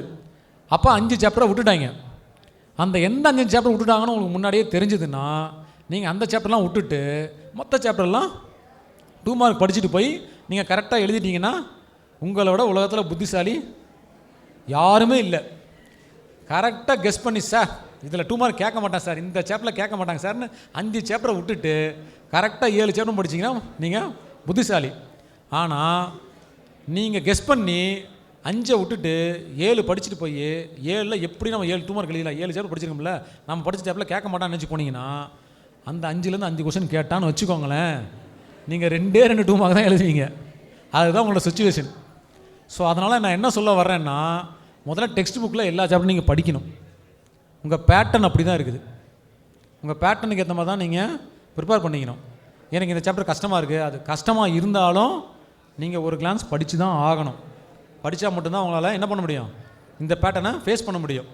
இப்போ கரண்ட்டுக்கு நான் சொல்கிறது ஆல்ரெடி 73ங்கிறது லாஸ்ட் இயர் சுச்சுவேஷன். இந்த வருஷம் அது 74 ஆகலாம், 72 ஆகலாம், இல்லை 71 ஆகலாம். According to the guidelines 9 question 1 மார்க்கில் கேட்டாங்கன்னா 71 கூட ஆகலாம். அப்போ ஆக மொத்தம் நீங்கள் 70 மார்க் தான் எக்ஸாம் எழுதுறீங்க. அதுலேயும் கிரியேட்டிவ் கொஸ்டின்ஸ்லாம் உங்களுக்கு தெரியலன்னா இன்னும் பின்னாடி போயிட்டே இருக்கும் மார்க்கு. ஞாபகம் வச்சுக்கோங்க, அவ்வளோதான் நான் சொல்லுவேன். ஸோ அதனால் நீங்கள் வந்து சார் இந்த சாப்டர் நான் விட்டுறேன் சார், அந்த சாப்டர் விட்டுறேன் அப்படிலாம் பண்ணக்கூடாது. புத்திசாலித்தனமாக படிக்கணும்.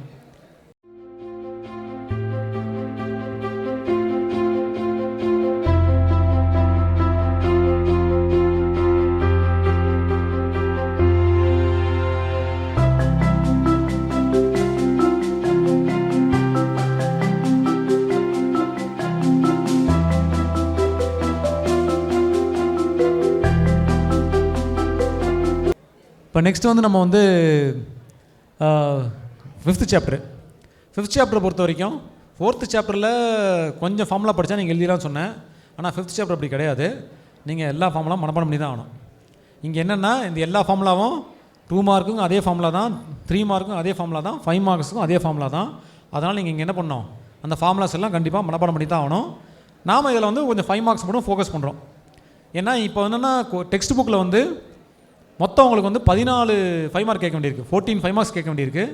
14 5 மார்க்ஸ் 14 சாப்டர்லேருந்து வரும், இன்க்ளூடிங் கிரியேட்டட். விட்டுலாம் 14 சாப்டர் நம்மகிட்ட இல்லை, ஆக்சுவலாக 12 சாப்டர்ஸ் தான் இருக்குது. அப்படின்னா 2 கொஸ்டின் வந்து ஏற்கனவே வந்த சாப்டரில் ரிப்பீட் ஆகணும். அதுதான் வந்து ரூல். அப்படி எந்த சாப்டர் தான் ரிப்பீட் ஆகலாம் சார் அப்படின்னு பார்த்தா அது உங்கள் புக்கில் எது பெருசாக இருக்கோ அதில் இருந்து தான் 2 வரதுக்கு வாய்ப்பு இருக்குது. அப்படி பெருசாக இருக்க சாப்டர் எதுன்னு கேட்டிங்கன்னா அது 6th சாப்டர் பெருசாக இருக்குது. அதுக்கப்புறம் பெருசாக இருக்கிறது 7th. அதுக்கப்புறம் பெருசாக இருக்கிறதுலே பெரிய சாப்டர் என்ன கேட்டால் அதுதான், அது 9th. அதிலேருந்து தான் 2 கொஸ்டின் வரதுக்கு வாய்ப்பு அதிகமாக இருக்குது. ஆனால் இது வந்து இப்படி பிக் பாஸ் மாதிரி எதிர்பாராததை எதிர்பாருங்கள். அதுதான் வந்து கொஸ்டின் பேப்பர் செட்டரோட மைண்டில் இருக்குது. நீங்கள் எதிர்பார்க்காதது தான் கொஸ்டின் பேப்பரில் நீங்கள் எதிர்பார்க்கணும். ஆக மொத்தத்தில் இது வரைக்கும் இப்போ என்ன கேட்குறாங்கன்னா இந்த சாப்டரில் 2 கொஸ்டின் சம்டைம்ஸ் கேட்டுறாங்க 5 மார்க் 2 கேட்குறாங்க. அதனால் நீங்கள் நம்ம இதில் 5 மார்க் கான்சன்ட்ரேட் பண்ணுறோம். பட் இதே தான் 3 மார்க்கும் அதே தான் 2 மார்க் எல்லாத்துக்கும் ஒரே ஃபார்முலா தான். நீங்கள் இங்கே ஃபார்முலா மனப்பாடம் இந்த ஃபார்முலா பேஸ்ட் சாப்டர் இது. 4th சாப்டர் அது தேவையில்லை. சில வேல்யூஸ் உங்களுக்கு தெரிஞ்சால் போதும், நீங்கள் ஈஸியாக 4th சாப்டர் மேனேஜ் பண்ணிடலாம். 5th சாப்டர்னா ஃபார்முலா தான் நீங்கள் படித்தாகணும். இதே 6th சாப்டர் இருக்குது, எனக்கு எல்லா ஃபார்முலாவும் தெரியும் சார் அப்படின்னா அதெல்லாம் அங்கே வேலைக்கே ஆகாது. உங்களுக்கு என்ன ஃபார்முலா தெரிஞ்சால் 6th சாப்டரில் வேலைக்கு ஆகாது. 6th சாப்டர் பொறுத்தவரைக்கும் உங்களுக்கு கான்செப்ட் தெரிஞ்சால் தான் நீங்கள் எழுத முடியும். அது கான்செப்ட் பேஸ்டு ஏரியா. அங்கே உங்களுக்கு கான்செப்ட் தான் தெரியணும். அப்போ தான் உங்களால் 6th சாப்டரில் ஆன்சரே பண்ண முடியும். ஸோ ஒவ்வொரு சாப்டர் ஒரு டிஃப்ரெண்ட் டைப்பு. அதை நீங்கள் என்ன அதோட ஜிஸ்ட் என்னோ அதை கேட்ச் பண்ணணும். சரி, இப்போ வந்து நம்ம இங்கே வந்து 5 மார்க்ஸ் மட்டும் கான்சன்ட்ரேட் பண்ணுறேன். இதுலேயே அதே மாதிரியே ஃபஸ்ட்டு வந்து எப்படி இன்வெர்ஸ் ட்ரிக்னாமெட்ரி வந்து 11th இருந்துச்சோ அதே மாதிரி சர்க்கிளும் இதுக்கு முன்னாடி 11th தான் இருந்துச்சு. இப்போ அந்த யூனிஃபைடு சிலபஸ் வந்ததுக்கப்புறம் தான் சர்க்கிளை தூக்கி என்ன பண்ணாங்க 12th வச்சுட்டாங்க. இதுக்கு முன்னாடி சர்க்கிள் இல்லை, வெறும் பேரபோலா எலிப்ஸ் ஹைப்பர்போலா மட்டும்தான் இருந்துச்சு. இப்போ சர்க்கிளை சேர்த்து விட்டாங்க. இந்த 11th இருந்தப்போ 11th புக்கில் பப்ளிக் கொஸ்டின் பேப்பரில் இம்பார்ட்டன்ட் கொஸ்டின், இந்த கொஸ்டின் கண்டிப்பாக வந்தே தீரும் சார் அப்படின்னு சொல்கிற கொஸ்டின் வந்து find the equation of circle passing through 3 points அப்படிங்கிறது இம்பார்ட்டன்ட் கொஸ்டின் 11th. அங்கே 11th இந்த சாப்டரில் 2 கொஸ்டின் இம்பார்ட்டன்ட், ஒன்று பேர் ஆஃப் ஸ்ட்ரெயிட் லைனு, இன்னொன்று சர்க்கிள். கண்டிப்பாக இந்த கொஸ்டின் வந்து தான் ஆகும். லிமிட்னா ஸ்பெஷல் ஸ்டாண்டர்ட் லிமிட் இருக்குது, அது வந்து தான் ஆகும். எல்லா கொஸ்டின் பேப்பர்லையும் அது இருக்கும். நீங்கள் கண்ணை மூடிட்டு போய் எக்ஸாமில் உட்காந்து திறந்து பார்த்தீங்கன்னா கொஸ்டின் பேப்பர் அது இருக்கும். ஸோ அதனால் இப்போ என்னென்னா இப்போ 12th வச்சுட்டாங்க. எதுக்கு இதை சொல்கிறேன்னா 12th இந்த சர்க்கிளில் அந்த கொஸ்டினை இப்போயும் எக்ஸாமில் கேட்குறாங்க. எந்த கொஸ்டினை? Find the equation of circle passing through 3 points அப்படிங்கிறத கேட்குறாங்க. ஸோ அதை வந்து என்ன பண்ணோம் அப்படின்னு நம்ம பார்க்கலாம். அதுக்கு வந்து என்ன மொத்தம் 3 ஸ்டெப்பு தான், சிம்பிள். ஏன்னா ஃபஸ்ட் ஸ்டெப் என்னென்னா we have to assume the equation of circle. equation of circle assume பண்ணிக்கணும். x² + y² + 2gx + 2fy + c = 0 assume பண்ணிக்கணும்.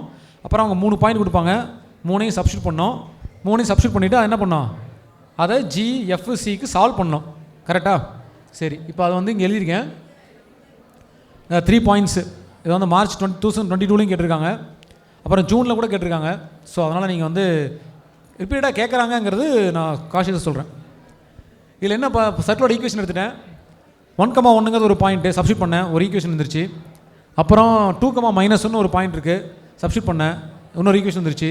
தேர்டு பாயிண்ட் இருக்குது 3,2 இருக்குது, சப்ஸ்டியூட் பண்ண 3 ஈக்குவேஷன் வந்துருச்சு. எனக்கு 3 ஈக்குவேஷன் எனக்கு வந்துருச்சு ஆக்சுவலாக. அதுக்கப்புறம் 3ஐயும் சால்வ் பண்ணோம். சால்வ் பண்ணுறதுக்கு என்ன பண்ணுறோம், இப்போ நான் ஒரு மெத்தட் அப்ளை பண்ணியிருக்கேன். இது என்ன மெத்தட்? இது அது elimination method. Correct, elimination method apply பண்ணியிருக்கேன். நீங்களும் இந்த மெத்தட் தான் அப்ளை பண்ணியிருப்பீங்க. கரெக்டாக? ஆனால் ஈக்குவேஷனை சால்வ் பண்ணுறதுக்கு உங்களுக்கு நிறைய மெத்தட் தெரியும். நீங்கள் 10th 3 மெத்தட் படிச்சிருக்கீங்க. என்ன, எலிமினேஷன் ஒன்று இருக்குது, சப்ஸ்டியூஷன் இருக்குது. சப்ஸ்டியூஷன் நீங்கள் போட முடியாது, விட்டுருங்க, எலிமினேஷன் மட்டும் வச்சுக்கோங்க. இப்போ 12th நீங்கள் 2 மெத்தட் படிச்சிருக்கீங்க. ஒன்று வந்து மேட்ரிக்ஸ் இன்வர்ஷன் மெத்தடு, இன்னொன்று வந்து டிட்டர்மினன்ட் மெத்தடு. நீங்கள் என்ன பண்ணலாம்னா இதை சால்வ் பண்ணுறதுக்கு டிட்டர்மினன்ஸ் கூட போட்டு சால்வ் பண்ணலாம். டிட்டர்மினன்ஸை போட்டு வெறும் டெல்டா, ΔF, ΔG, ΔC போட்டிங்கன்னா ஆன்சர் வந்துடும். நம்பர் மட்டும் வச்சு நீங்கள் போடலாம். ஆனால் நீங்கள் என்ன பண்ணுறீங்கன்னா உங்களுக்கு தெரிஞ்சதாலும் அப்ளை பண்ணாமல் என்ன சொல்லித்தராங்களோ அது அப்படியே அப்ளை பண்ணுறீங்க. அப்ளை பண்ணிங்கன்னா அது அப்ளை பண்ணதில்லை, அப்படியே ஃபாலோ பண்ணதுக்கு பேர் அது வந்து அப்ளை பண்ணதில்லை. அப்படியே நம்ம சாப்பிடுவோம், அப்படியே வாந்தி எடுப்போம். அதுதான் அது கரெக்டு. அது மட்டும் தான் நமக்கு நல்லா தெரியும். ஓகே, ஸோ இது நீங்கள் அப்படி கூட சால்வ் பண்ணலாம் நான் சொல்ல வரேன். இந்த மெத்தட் தான் சால்வ் பண்ண அவசியம் இல்லை. நீங்கள் உங்களுக்கு நல்லா வரும்னா இன்வெஸ்ட் பண்ணலாம். ஈர்க்கலே ஈஸி வந்து டிட்டர்மினன்ட் மெத்தட். டிட்டர்மினன்ட் நம்பரை போட்டிங்களா, எக்ஸ்பேண்ட் பண்ணிங்களா, கண்டுபிடிச்சிங்களா, டிவைட் பண்ணிங்களா, 3 வேல்யூ வந்துடும், சப்ஸ்டியூட் பண்ணால் ஆன்சர் வந்துடும். அதுக்காக சொல்கிறேன் நான். இப்போ வந்து அடுத்து நெக்ஸ்ட் வந்து பேரபலா. பேரபலாவை பொறுத்த வரைக்கும் நீங்கள் ஃபார்முலா நான் இங்கே எழுதியிருக்கேன். இந்த ஃபார்முலா நீங்கள் மனப்பாடம் பண்ணி தான் ஆகணும். ஆனால் இந்த ஃபார்முலா வந்து நான் என்ன பண்ணுறேன்னா எப்படி மனப்பாடம் பண்ணுறது அப்படின்னு ஒரு சின்ன இது டெக்னிக் சொல்ல முடியாது, ஒரு ஷார்ட்கட் அவ்வளோதான். நான் இப்படி தான் ஞாபகம் வச்சிருக்கேங்கிற மொத்தத்தில் சொல்கிறேன். நான் படிக்கும்போது இப்படி தான் ஞாபகம் வச்சுட்டேன், இப்போயும் அப்படி தான் ஞாபகம் வச்சுன்னு எழுதிட்டுருக்கேன். அதுக்காக சொல்கிறேன். இதில் வந்து இப்போ பேரபலா 4 டைப் இருக்குது. Open right, open left, open upward, open downward. 4மே உங்களுக்கு தெரியும். y² = 4ax, y² = -4ax, x² = 4ay, x² = -4ay அப்படி உங்களுக்கு தெரியும். இதில் வந்து அந்த ஈக்குவேஷனில் நான் என்ன பார்ப்பேன்னா ஏ வந்து மெயின், ஏ வந்து எங்கே இருக்குது, அது எக்ஸோட இருக்கா ஒய்யோட இருக்கா, அது பாசிட்டிவாக இருக்கா நெகட்டிவாக இருக்கா, இந்த 2 விஷயம் தான் நான் பார்ப்பேன். எக்ஸ் வந்து ஏ வந்து யாரோட இருக்காங்க, எக்ஸ் கூட இருக்கா ஒய் கூட இருக்கா. ஃபார் எக்ஸாம்பிள் வந்து y² = 4ax-ஆ, 4axல ஏ வந்து யார் கூட இருக்குது, எக்ஸோட தான் இருக்குது. பாசிட்டிவாக இருக்கா நெகட்டிவாக இருக்கா, பாசிட்டிவாக இருக்குது. அப்போ என்ன பண்ணோன்னா எக்ஸ் கோஆர்டினேட் வர இடத்துல ஏ தான் போடுவேன். இப்போ ஃபோக்கஸா எக்ஸ் கோஆர்டினேட் வர இடம் ஏ போட்டுப்பேன், இன்னொரு கோஆர்டினேட் ஆட்டோமேட்டிக்காக 0. டைரக்ட்ரிக்ஸ் ஈக்குவேஷன் வரும்போது என்ன பண்ணுவேன், எக்ஸோட தான் ஏ இருக்குது, பாசிட்டிவாக இருக்குது, ஸோ x + a போட்டுப்பேன், அவ்வளோதான். இப்போ அதே மாதிரி y² -4ax-னா எக்ஸ் ஏவோட தான் இருக்கா, நான் நெகட்டிவாக இருக்குது, அப்போ -a போட்டேன். -a தான் எக்ஸ் வர எக்ஸ் கோஆர்டினேட் -a, ஃபோக்கஸில் -a போட்டேன், அந்த பக்கம் 0 போட்டுக்கிட்டேன். ஈக்குவேஷன் எழுதும்போது x - a = 0 போட்டுக்கிட்டேன். அடுத்ததில் y வந்து a கூட இருக்குது, ஸோ a வர இடத்துல y கோஆர்டினேட் a போடணும், ஃபோக்கஸ் 0, a, y + a = 0 அப்படின்னு எழுதிக்கிறேன். அந்த மாதிரி எழுதி 4மே எழுதிக்கலாம், நீங்கள் ஈஸியாக மனப்பாடம் பண்ணிக்கலாம். ஈக்குவேஷன் சொன்னாலே நீங்கள் இம்மீடியட்டாக நீங்கள் ஆன்சர் எழுதலாம். இப்போ ஃபார் எக்ஸாம்பிள் x² = 8y அப்படின்னா ஓப்பன் அப்வர்டு, அதில் 4a தான் 8, a வந்து 2, வெர்டெக்ஸ் 0, ஃபோக்கஸ் வந்து 0, 0, a தானே 0, 2. Equation of directrix y + a = 0 அப்படின்னா y + 2 = 0. அவ்வளோதான், முடிஞ்சு போச்சு. இவ்வளோதான் விஷயம். அதை வந்து ஜஸ்ட் பார்த்த உடனே யார் வேணால் சொல்லிடலாம். ஆனால் நம்ம என்ன பண்ணுறோம், ஃபார்முலா மனப்பாடம் பண்ணி இதுக்கு இந்த ஃபார்முலாவா அந்த ஃபார்முலாவா கன்ஃபியூஸ் ஆகி ஏதோ பண்ணிட்டு இருக்கிறோம். நீங்கள் ப்ராக்டிஸ் பண்ணிங்கன்னா இது ஈஸியாக வந்துடும். நெக்ஸ்ட்டு கீழே இருக்கிற 4 இருக்குது பாருங்கள்.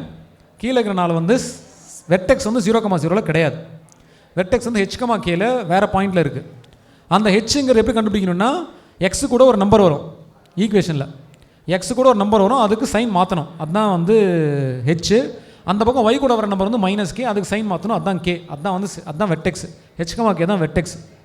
அதை என்ன பண்ணும் சார் அப்படின்னா, எல்லா இடத்துலையும் ஆட் பண்ணணும்.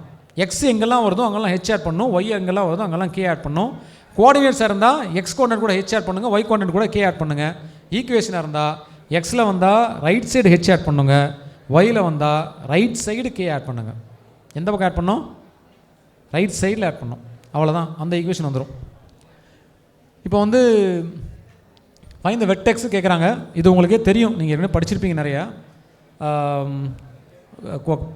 பேரபலானா கண்டிப்பாக அது வந்து quadratic in one variable, linear in another variable. எக்ஸில் வந்து ஸ்கொயரில் இருக்கும், இல்லையா ஒயில் தான் ஸ்கொயரில் இருக்கும். எதில் ஸ்கொயர் இருக்கோ அதை லெஃப்ட் ஹேண்ட் சைடில் வச்சுக்கணும், எது ஸ்கொயர் இருக்கோ அதை ரைட் ஹேண்ட் சைடில் வச்சுக்கணும். அப்புறம் எக்ஸ் ஸ்கொயர் கோஎஃபிஷியன்ட் ஒன்றா தான் இருக்கணும், அது ஒன்றா தான் உங்கள் புக்கில் எல்லாத்துலையும் இருக்குது, அது பிரச்சனை இல்லை, ஒன்றா தான் இருக்குது. அப்புறம் கோஎஃபிஷியன்ட் ஆஃப் எக்ஸ் எடுத்துக்கணும், அது கோஎஃபிஷியன்ட் ஆஃப் எக்ஸ் இங்கே -4 இருக்குது. அதை வந்து நீங்கள் என்ன பண்ணணும், 2ஆல் டிவைட் பண்ணுவீங்க, கரெக்டாக? ப்ராபப்ளி நான் என்ன பண்ணுவேன், அது 1/2ஆல் மல்டிப்ளை பண்ணுறேன், அவ்வளோதான் வித்தியாசம். ஏன் அப்படி பண்ணுறேன்னா, சம்டைம்ஸ் நீங்கள் ஃப்ராக்ஷனாக இருக்கும்போது மிஸ்டேக் பண்ணிடுறீங்க. இங்கே மட்டும் நம்ம பண்ண போதில் எலிப்ஸ் ஹைப்பர்போலா எல்லாத்தையும் பண்ண போகிறோம். ஃப்ராக்ஷனாக தான் மிஸ்டேக் பண்ணிடுறீங்க. ஃபார் எக்ஸாம்பிள் 3/2/2ன்னு போட்டால் என்ன பண்ணீங்க, 2 கேன்சல் பண்ணி 3 எழுதுறீங்க. ஆனால் தப்பு, அப்படி டிவைட் பண்ணக்கூடாது. அதனால் என்ன பண்ணிக்கிறேன், 3/2 1/2ஆல் மல்டிப்ளை பண்ணிக்கிறேன். அப்படி பண்ணால் -3/4 தான் வரும், அது உங்களுக்கு கன்ஃபியூஷன் ஆகாது. ஸோ அதனால் நான் என்ன பண்ணுறேன், 2ஆல் டிவைட் பண்ணுறதுக்கு பதிலாக 1/2ஆல் மல்டிப்ளை, ரெண்டும் ஒன்று தான், ஆனால் மல்டிப்ளிகேஷன் நம்ம ஈஸி, டிவிஷனோட டிவிஷனில் நம்ம மிஸ்டேக் பண்ணுறதுக்கு வாய்ப்பு இருக்குது. அதனால் வந்து 1/2ஆல் மல்டிப்ளை பண்ணிக்கிறோம். அப்போ -2ன்னு நம்பர் வருது, அதை நோட் பண்ணிக்கிறோம், அதை ஸ்கொயர் பண்ணுறோம், அதை 2 பக்கம் ஆட் பண்ணுறோம். ஆட் பண்ண உடனே ஆட்டோமேட்டிக் என்ன ஆகிடுது, உங்களுக்கு லெஃப்ட் ஹேண்ட் சைடில் இருக்கிறது ஒரு பர்ஃபெக்ட் கம்ப்ளீட் ஸ்கொயராக இருக்கும். அது நம்ம ஏற்கனவே அந்த நம்பர் -2 இருக்குல்ல, அதுதான் அந்த நம்பர் தான் -2 தான் இங்கே வரும். இங்கே என்ன வருதோ அந்த நம்பர் தான் இங்கே வரும். நீங்கள் மல்டிப்ளை பண்ண வாட்டி என்ன வருதோ, இங்கே மல்டிப்ளை பண்ண வாட்டி என்ன நம்பர் வருதோ அதுதான் இங்கே வரும், x-2 தான் வரும். ரைட் சைடில் வந்துருச்சு, ஃபார்முலா கன்வெர்ட் ஆகிடுச்சு. இப்போ இது என்ன டைப்பில் இருக்குன்னா, x² = 4ay டைப்பில் இருக்குது. இது வந்து பேரபலா ஓப்பன் அப்வர்டு, பார்த்தோன்னே தெரிஞ்சு போயிடுச்சு. இதில் வந்து இப்போ என்னென்னா, எனக்கு வெர்டெக்ஸ் தெரியும், வெர்டெக்ஸ் தெரியும்னா எனக்கு H,K தெரியணும். ஹெச்ங்கிறது எக்ஸோட இருக்க நம்பர் சைன் மாற்றணும், எக்ஸோட இருக்க நம்பர் வந்து -2, அதுக்கு சைன் மாற்றினா +2. கேங்கிறது ஒய்யோட இருக்க நம்பரு, அதுக்கு சைன் மாற்றினா அது -1. ஸோ வெர்டெக்ஸ் வந்து 2,-1 எனக்கு தெரிஞ்சு போயிடுச்சு, கரெக்டாக? அப்புறம் ஃபோக்கஸ்லாம் எழுதணும். ஃபோக்கஸ் வந்து என்னது, 0,a, இங்கே ஹெச் ஆட் பண்ணோம், அங்கே கே ஆட் பண்ணோம். ஈக்குவேஷன் ஆஃப் டைரக்ட்ரிக்ஸ் வந்து y + a = 0, ரைட் சைடில் கே ஆட் பண்ணோம், ஏன்னா y வந்திருக்கு, அவ்வளோதான். வேல்யூஸ்லாம் சப்ஸ்டியூட் பண்ணிங்கன்னா உங்களுக்கு எல்லா ஆன்சரும் வந்துடும். ஸோ இதுதான் வந்து இந்த மெத்தடு. அப்புறம் எலிப்ஸை பொறுத்தவரைக்கும் 2 எலிப்ஸ் நமக்கு தெரியும், ஹரிசாண்டல் அண்ட் வெர்டிக்கல். x² கீழே இருக்கிற நம்பர் பெருசாக இருந்தால் ஹரிசாண்டல், y² கீழே இருக்கிற நம்பர் பெருசாக இருந்தால் அது வெர்டிக்கல் நமக்கு தெரியும். அதோட எக்ஸென்ட்ரிசிட்டி ஃபார்முலா இருக்குது, E = √a² - b²/a. சென்டர் வந்து 0,0, ஃபோக்கஸ் வந்து 2 இருக்கும். So 2 foci, a, 0 -a, 0. Equation of directrix வந்து x = a/e, x = -a/, இதெல்லாம் உங்களுக்கு தெரியும். இங்கேயும் அதே ப்ரொசீஜர் தான். நான் சென்ட்ரலாக இருந்தால் H,K கண்டுபிடிக்கணும், எக்ஸோடலாம் ஹெச் ஆட் பண்ணும், ஒய்யோடலாம் கே ஆட் பண்ணும். ஈக்குவேஷனாக இருந்தால் எக்ஸ் வந்தால் ரைட் சைடில் ஹெச் ஆட் பண்ணும், ஒய் வந்தால் ரைட் சைடில் கே ஆட் பண்ணும். இந்த ஃபார்முலாலாம் படிச்சிருங்க. இப்போ என்ன பண்ணணும், இந்த கொஸ்டினை வந்து பிரிக்கணும். Equation of find the vertices, foci and length of major axis கேட்குறாங்க. ஸோ அதுக்கு என்ன பண்ணணும், நீங்கள் ஸ்டாண்டர்ட் ஃபார்ம் மாற்றணும். இந்த கொஸ்டினில் வந்து 4x² + 36y² + 40x - 288y + 532 = 0ன்னு கொடுத்துருக்காங்க. இதை வந்து என்ன பண்ணலான்னாக்கா ஸ்டாண்ட் ஃபார்மை மாற்றணும். அப்போ எக்ஸ் எல்லாம் கலெக்ட் பண்ணோம், ஒய் எல்லாம் கலெக்ட் பண்ணோம், கான்ஸ்டன்ட் ரைட் சைட் ஷிஃப்ட் பண்ணோம், அது உங்களுக்கு தெரியும். அப்புறம் கோஎஃபிஷியன்ட் ஆஃப் எக்ஸை வெளியே எடுக்கணும், x² வெளியே எடுக்கணும், கோஎஃபிஷியன்ட் ஆஃப் y² வெளியே எடுக்கணும். வெளியே எடுத்துட்டு எக்ஸ் கூட ஒரு கோஎஃபிஷியன்ட் இருக்கும், ஒய்யோட ஒரு கோஎஃபிஷியன்ட் இருக்கும். அதை ரெண்டையும் நீங்கள் 1/2ஆல் மல்டிப்ளை பண்ணணும். 1/2ஆல் மல்டிப்ளை பண்ணால் ஒரு ஆன்சர் வரும். அதை நீங்கள் என்ன பண்ணணும், ஸ்கொயர் பண்ணி இங்கே ஆட் பண்ணோம். அதுதான் வந்து ப்ரொசீஜர். ஸோ இங்கே வந்து நீங்கள் வந்து எக்ஸோட கோஎஃபிஷியன்ட் வந்து 10 வருது, இங்கே -8 வருது. இதை 2ஆல் மல்டிப்ளை பண்ணால் 5 வரும், இதை 2ஆல் மல்டிப்ளை பண்ணால் -4 வரும். ரெண்டையும் ஸ்கொயர் பண்ணால் 25, இன்னொன்று வந்து 16.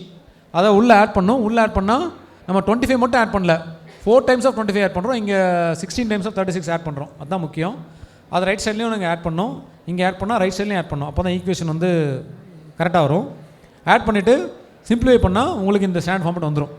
அதுக்கப்புறம் கண்டுபிடிக்கிறதுக்கு ஃபார்முலா நமக்கு தெரியும். ஃபார்முலா போட்டு கண்டுபிடிச்சிடலாம். ஏ/இ கண்டுபிடிச்சா வரிசையாக எல்லாம் எழுதிடலாம். சென்ட்ரு, ஃபோசை, அப்புறம் வந்து வெர்டிசஸ்ஸு, டைரக்ட்ரிசஸ்ஸு எல்லாமே எழுதலாம். இப்போ அதுக்கு நான் என்ன பண்ணியிருக்கேன், இன்னொரு மெத்தட் எழுதியிருக்கேன். இந்த மெத்தட் நீங்கள் ஃபாலோ பண்ணலாம். உங்களுக்கு கஷ்டமாக இருந்தால், அந்த மெத்தட் கஷ்டமாக இருந்தால் இது ஃபாலோ பண்ணலாம். உங்களுக்கு டிஃப்ரென்சியேஷன் நல்லா வரும்னா டிஃப்ரென்சியேஷன் இன்னொரு மெத்தட் இருக்குது, அது கூட நீங்கள் ஃபாலோ பண்ணலாம். ஓகேவா? நான் டிஃப்ரென்சியேஷன் நீங்கள் ஃபாலோ பண்ணல, ஏன்னா அது வந்து டிஃப்ரென்ஷியேட் பண்ணி நீங்கள் எழுதணுங்கிறதுக்காக பண்ணல. பட் டிஃப்ரென்சியேஷன் ஈஸியாக இருந்தால் நீங்கள் அது கூட பண்ணலாம். ஓகேவா? அது இன்னும் கூட ஈஸியாக தான் இருக்கும், அது நீங்கள் பண்ணலாம். இது என்ன பண்ணியிருக்கேன்னா, முதல்ல வந்து எக்ஸ்எல்லாம் ஒன்றா சேர்த்திருக்கேன், ஒய்எல்லாம் ஒன்றா சேர்த்திருக்கேன், கான்ஸ்டன்ட் ரைட் சைடு ஷிஃப்ட் பண்ணிட்டேன். இப்போ எக்ஸில் 2 டேர்ம் இருக்குது, 4 and 40. ஒய்யில் 2 டேர்ம் இருக்குது, அது வந்து என்ன இருக்குது, 36 and -288 2 நம்பர் இருக்குது. எக்ஸில் 2 நம்பர் இருக்குது, ஒய்யில் 2 நம்பர் இருக்குது. என்ன பண்ணியிருக்கேன், எக்ஸில் ஃபஸ்ட் நம்பரு ப்ராக்கெட் ஓப்பன் பண்ணியிருக்கேன், second number by first number into 2 எழுதியிருக்கேன், அது ஸ்கொயர் பண்ணியிருக்கேன். ப்ளஸ் ஒயில் அதே மாதிரி 2 நம்பர் இருக்குது, ஃபஸ்ட் நம்பர் ப்ராக்கெட் ஓப்பன் பண்ணியிருக்கேன், second number by first number into 2 square பண்ணியிருக்கேன். அப்புறம் அந்த பக்கம் இருக்க கான்ஸ்டண்ட்டை ஆட் பண்ணியிருக்கேன். அவ்வளோதான் பண்ணியிருக்கேன். அது பண்ணால் எனக்கு என்ன சார் கிடைக்கும் அப்படின்னா, உள்ளே கேன்சல் பண்ணிங்கன்னா 40/8 கேன்சல் பண்ணிங்கன்னா அது 5னு கிடைக்கும். அங்கே கேன்சல் பண்ணிங்கன்னா -280/72 கேன்சல் பண்ணிங்கன்னா -4 கிடைக்கும். அந்த நம்பர் ரொம்ப முக்கியம், அந்த 5 அந்த -4 நம்பர் ரொம்ப முக்கியம், அதை நோட் பண்ணிக்கணும் நீங்கள். அப்புறம் அதை சிம்பிளிஃபை பண்ணிங்கன்னா 144 வந்துடும். இந்த 144 இப்போ என்ன பண்ணணும்னா, x² ஃபஸ்ட் நம்பர் 4 தானே, அதில் டிவைட் பண்ணணும். ரைட் சைட் பண்ணியிருக்கேன், டிவைட் பண்ணால் 16 வரும். கரெக்டாக சார்? 36 வரும். 36ங்கிறது தான் A² வேல்யூ. அதே 144 செகண்ட் நம்பரில் டிவைட் பண்ணால் இன்னொன்று வரும் 4, அதுதான் செகண்ட் நம்பரு. இங்கே வந்துச்சு பாருங்கள் 5, அதுதான் இங்கே வரும். இங்கே வந்த 4 தான் இங்கே வரும். இங்கே வர 36 தான் இங்கே வரும். இங்கே வர 4 தான் இங்கே வரும். நான் அப்படி ஸ்டாண்ட் ஃபார்ம் மாற்றிட்டேன். அவ்வளோதான். என்ன பண்ணுங்க, ஃபஸ்ட் நம்பர் அப்புறம் second number by first number into 2 square, first number second number by first number into 2 whole square அப்படின்னு பண்ணி நான் பண்ணியிருக்கேன். நீங்கள் டிஃப்ரென்சேஷன் ஈஸியாக இருந்தால் அதை கூட அப்ளை பண்ணி நீங்கள் டேரெக்டாக கன்வெர்ட் பண்ணி மாற்றிக்கலாம். இந்த ஸ்டெப்புக்கு இந்த கன்வர்ஷனுக்கெல்லாம் மார்க் கிடையாது. நீங்கள் கடைசியாக கன்வெர்ட் பண்ணி ஒரு ஸ்டெப் எழுதிருக்கு பாருங்கள், அதுக்கு தான் உங்களுக்கு மார்க் இருக்குது. அதுவும் பேட்டர்ன் படி நீங்கள் எந்த ஸ்டெப்பில் எந்த ப்ரொசீஜர் யூஸ் பண்ணி நீங்கள் அந்த ஸ்டெப் வந்திருந்தாலும் relevant mark must be given. அதனால் மார்க் கொடுப்பாங்க, அது நீங்கள் பயப்பட வேண்டியதில்லை. ஸோ உங்களுக்கு டிஃபரன்ஷியேஷன் மெத்தட் ஈஸியாக இருந்தால் டிஃபரன்ஷியேட் பண்ணிக்கோங்க. நீங்கள் டிஃபரன்ஷியேஷன் நான் வந்து சார் நான் ஈஸியாக டிஃபரன்ஷியேட் பண்ணுவேன் சார் அப்படின்னா அது டிஃபரன்ஷியேஷன் ஈஸி தான். x² இருந்தால் x 2x, y² 2y, அதுவும் ஈஸியாக தான் இருக்கும். அதுவும் நீங்கள் போட்டுக்கோங்க. இப்போ அதே மாதிரி இன்னொன்று போட்டிருக்கேன், 4x² + 24x + y² - 2y = 21 அப்படின்னு. இங்கேயும் first number 4, second number 24, first number into second number divide by first number into 2 whole square போட்டிருக்கேன். அந்த பக்கம் அதே மாதிரி 1 × -2/1 × 2 ஹோல் ஸ்கொயர் போட்டிருக்கேன். சிம்பிளிஃபை பண்ணி ஸ்டாண்டர்ட் ஃபார்மேட் எழுதிட்டேன். இது பேரபோலாக இருந்தாலும் எழுதிக்கலாம், ஹைப்பர்போலாக இருந்தாலும் எழுதிக்கலாம், எதுவாக இருந்தாலும் இந்த மெத்தட் யூஸ் பண்ணி டக்குன்னு அடுத்த ஸ்டெப்பில் நீங்கள் ரஃபாக கால்குலேட் பண்ணி எழுதிக்கலாம். அவ்வளோதான்.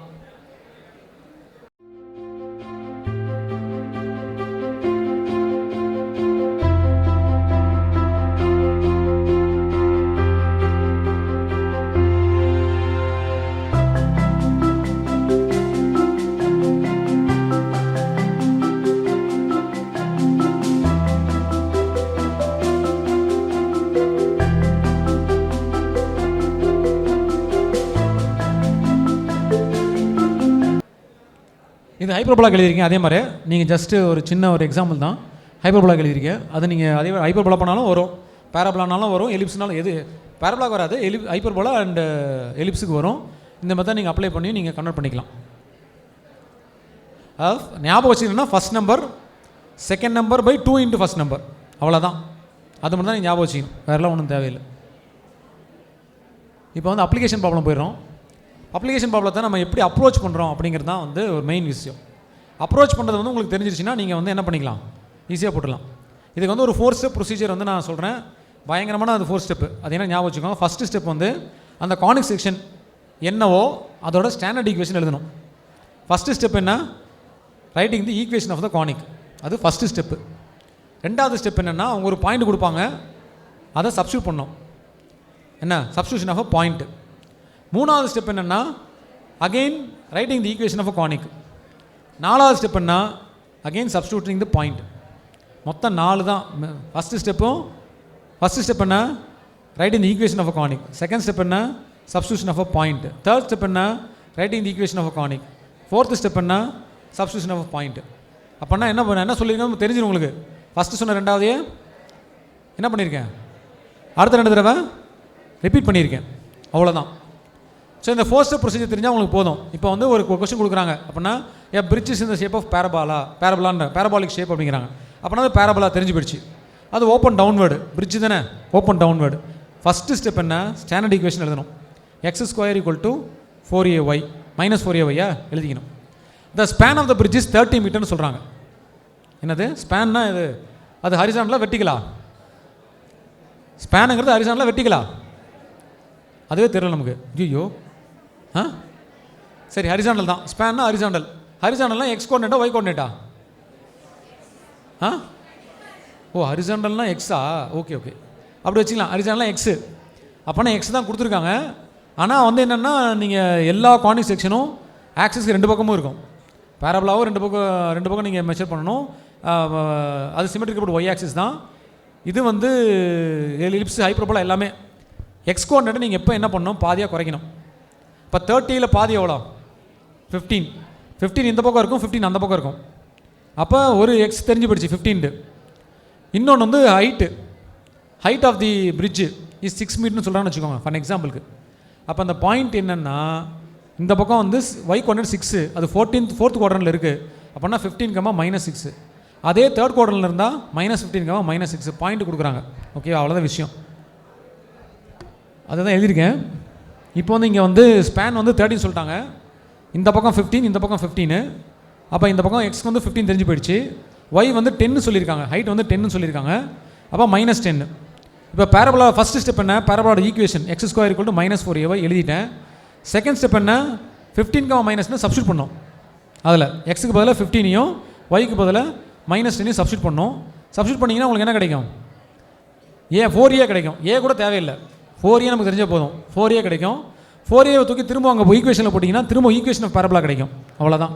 ஃபஸ்ட்டு எழுதுறது ஜென்ரல் ஈக்குவேஷன், இப்போ நீங்கள் எழுதுறது ஸ்பெசிஃபிக் ஈக்குவேஷன். அவ்வளோதான் வித்தியாசம். ஸ்பெசிஃபிக் ஈக்குவேஷன் நீங்கள் எழுதுறீங்க, திரும்ப இன்னொரு பாயிண்ட் கொடுப்பாங்க. அது என்னென்னா, சென்டர்லேருந்து 6 மீட்டர் தள்ளி அப்படிங்கிறாங்க. சென்டர்லேருந்து 6 மீட்டர் தள்ளி போகிறதுங்கிறது ஹரிசாண்டலாக வெர்டிகலானா ஹரிசாண்டல். அது எக்ஸ் கோஆர்டினேட் கொடுத்துருக்காங்க, ஒய் தரல. அதை அஸ்யூம் பண்ணிக்கிறோம். அஸ்யூம் பண்ணி திரும்பவும் சப்ஸ்டியூஷன் ஆஃப் பேரபோலா தான். சப்ஸ்டியூட் பண்ணிங்கன்னா உங்களுக்கு என்ன கிடச்சிரும், அந்த கே கிடச்சிரும். அவ்வளோதான் விஷயம். ஆனால் இங்கே என்ன பண்ணணும்னா, கேங்கிறது இங்கே இருக்க இந்தலேருந்து தான் கே, இதுதான் ஒய் கோஆர்டினேட்டு. ரிமைனிங் வேணும்னா நீங்கள் 6 சப்ராக்ட் பண்ணணும், 10 சப்ராக்ட் பண்ணணும். அவ்வளோதான் விஷயம், அவ்வளோதான். இன்னொரு சம் பார்க்கலாம் அதே மாதிரி. டோட்டல் ஸ்பேன் அது வந்து 1 மீட்டர். இந்த பக்கம் அப்போ 1/2 மீட்ரு, இந்த பக்கம் 1/2 மீட்ரு, இந்த பக்கம் 0.5, இந்த பக்கம் 0.5. பாயிண்ட் தெரிஞ்சு போயிடுச்சு. அப்புறம் ஹைட் வந்து எவ்வளோ சொல்லியிருக்காங்கன்னா, ஹைட் வந்து 4 மீட்டர்ஸ்னு சொல்லியிருக்காங்க. 4 மொத்தம் 4 தான் இருக்குது. ஸோ இந்த பக்கம் -4, இந்த பக்கமும் இந்த பக்கம் போட்டுக்கணும். நீங்கள் 2 பக்கம் 4 தான். ஹைட் வந்து 4 தான், ஒய் கோஆர்டினேட் 4 தான். 4th குவாட்ரண்ட்டில் இருந்துச்சுன்னா அது வந்து -4 எழுதிக்கணும். அவ்வளோதான். ஸோ அப்போ வந்து என்னென்னா, ஒரு பாயிண்ட் தெரிஞ்சிச்சு 0.5, -4 அப்படிங்க தெரிஞ்சு போயிடுச்சு. அதை சப்ஸ்டியூட் பண்ணோம். சப்ஸ்டியூட் பண்ணால் 4a கிடைக்கும். அதை சப்ஸ்டியூட் பண்ணால் திரும்பவும் ஈக்குவேஷன் ஆஃப் கானிக் கிடைக்கும். திரும்ப இன்னொரு பாயிண்ட்டு 0.25 மீட்டர் தள்ளி போகணுங்கிறாங்க. தள்ளி போகணும்னா அது வந்து எக்ஸ் கோஆர்டினேட்டு, ஒய் தெரியல, அதை -kன்னு வச்சுக்கிறோம். ஏன்னா 4th குவாட்ரண்ட்டில் இருக்கிறதால -kன்னு வச்சுக்கிறோம். சப்ஸ்டியூட் பண்ணால் உங்களுக்கு ஆன்சர் கிடச்சிடும்.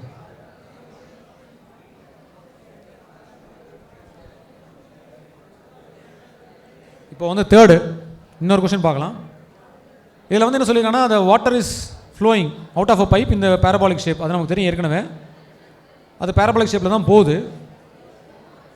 இப்போ என்னென்னா, பின்னாடி இருக்கவங்க கொஞ்சம் இல்லை சைலண்டாக இருந்தால் பரவாயில்ல, நீங்கள் கவனிக்கலன்னு பரவாயில்ல, அதை பற்றி நாங்கள் இப்போ பெருசாக எடுத்துக்கல. ஆனால் சைலண்டாக இருந்தீங்கன்னா கொஞ்சம் பரவாயில்ல, அடுத்தவங்களுக்கு அது ஹெல்ப்ஃபுல்லாக இருக்கும். உங்களுக்கு போர் அடிக்குதா, அதை நான் ஒன்றும் பண்ண முடியாது. நான் வந்து மேத்ஸ் டீச்சர் தான், எனக்கு டான்ஸ் ஆட தெரியாது, பாட்டு பாட தெரியாது. பாவம், நான் எங்கன்னா டான்ஸ் ஆடி பாட்டாக பாட முடியும்? அது என்னால் முடியாது. ஏன்னா எனக்கு தெரிஞ்சு தான் நான் செய்ய முடியும். நான் அதான் செஞ்சிட்ருக்கேன். பட் நீங்கள் கொஞ்சம் அமைதியாக இருந்தீங்கன்னா, யாரோ ஒருத்தர் 2 பேர் கேட்டால் அவங்களுக்கு யூஸ்ஃபுல்லாக இருக்கும். அவ்வளோதான். எல்லாத்துக்கும் யூஸ்ஃபுல்லாக இருக்கும் நான் சொல்லவே மாட்டேன். என்னால் எல்லாத்துக்கும் சாட்டிஸ்ஃபை ஆகும், எல்லாரையும் நான் சாட்டிஸ்ஃபை பண்ணுவேன். அப்போல்லாம் எனக்கு சத்தியமாக எனக்கு தெரியும், நான் நம்ப மாட்டேன். நீங்களே சொன்னால் நம்ப மாட்டேன். சார் நீங்கள் சூப்பராக இருக்கீங்க சார் அப்படின்னாலும் நம்பவே மாட்டேன். அதான் சும்மா கதை. அப்படி நீங்கள் சொன்னால் கதை நான் தான் சொல்லிட்டேனே. இப்போ தெரியுது இல்லை, நான் அவனை தூங்க வச்சுட்டு நல்லா தெரியுது எனக்கு. நீங்கள் சூப்பராக தான் எடுப்பேன் உங்களுக்கு. உங்களை பொறுத்தவரை நான் எனக்கு பாட்டு பாட தெரிஞ்சிருக்கீங்கிறீங்க, சந்தோஷம். ஆனால் நான் பாடுறது பாட்டு இல்லை, உங்களுக்கு தான் அது பாட்டாக தெரியுது. பரவாயில்ல, சந்தோஷம்.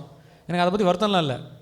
ஆனால் என்ன, அடுத்தவங்களுக்கு கொஞ்சம் ஹெல்ப் பண்ணால் இருந்தால் பரவாயில்ல, ஓவராக பேசுகிறீங்க, அவ்வளோதான்.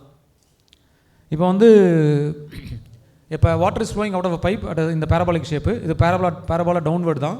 ஸோ உடனே ஈக்குவேஷன் எழுதிக்கிறோம். அது வந்து X square equal to -4ay. இதில் மெஷர்மெண்ட் கொடுத்துருக்காங்க பிலோ 2 மீட்டர் 3 மீட்டர் அவுட்வேர்டுன்னு. இப்போ 3 மீட்டர் அவுட்வேர்டுங்கிறது ஹரிசாண்டல், பிலோ 2ங்கிறது வெர்டிக்கல். ஸோ அப்போ வந்து வெர்டிக்கலுங்கிறது ஒய், 3ங்கிறது எக்ஸு. ஸோ 3, -2ங்கிறது பாயிண்ட் கொடுத்துருக்காங்க. சப்ஸ்டியூட் பண்ணுறோம். 4a வந்து 9 கிடைக்கும், அது சப்ஸ்டியூட் பண்ணுறீங்க. X square equal to -9y கிடைக்கும். திரும்ப இன்னொரு பாயிண்ட் கொடுத்துருக்காங்க. அதில் வெர்டிக்கல் லென்த் இருக்குது 7.5, ஹரிசாண்டல் இல்லை. அப்படின்னா ஹரிசாண்டல் நமக்கு தெரியாது. அது x, -7.5 வச்சுக்கிறோம். திரும்ப சப்ஸ்டியூட் பண்ணுறோம். அப்போ 3√3 ஆன்சர் வரும். இவ்வளோ தான் விஷயம்.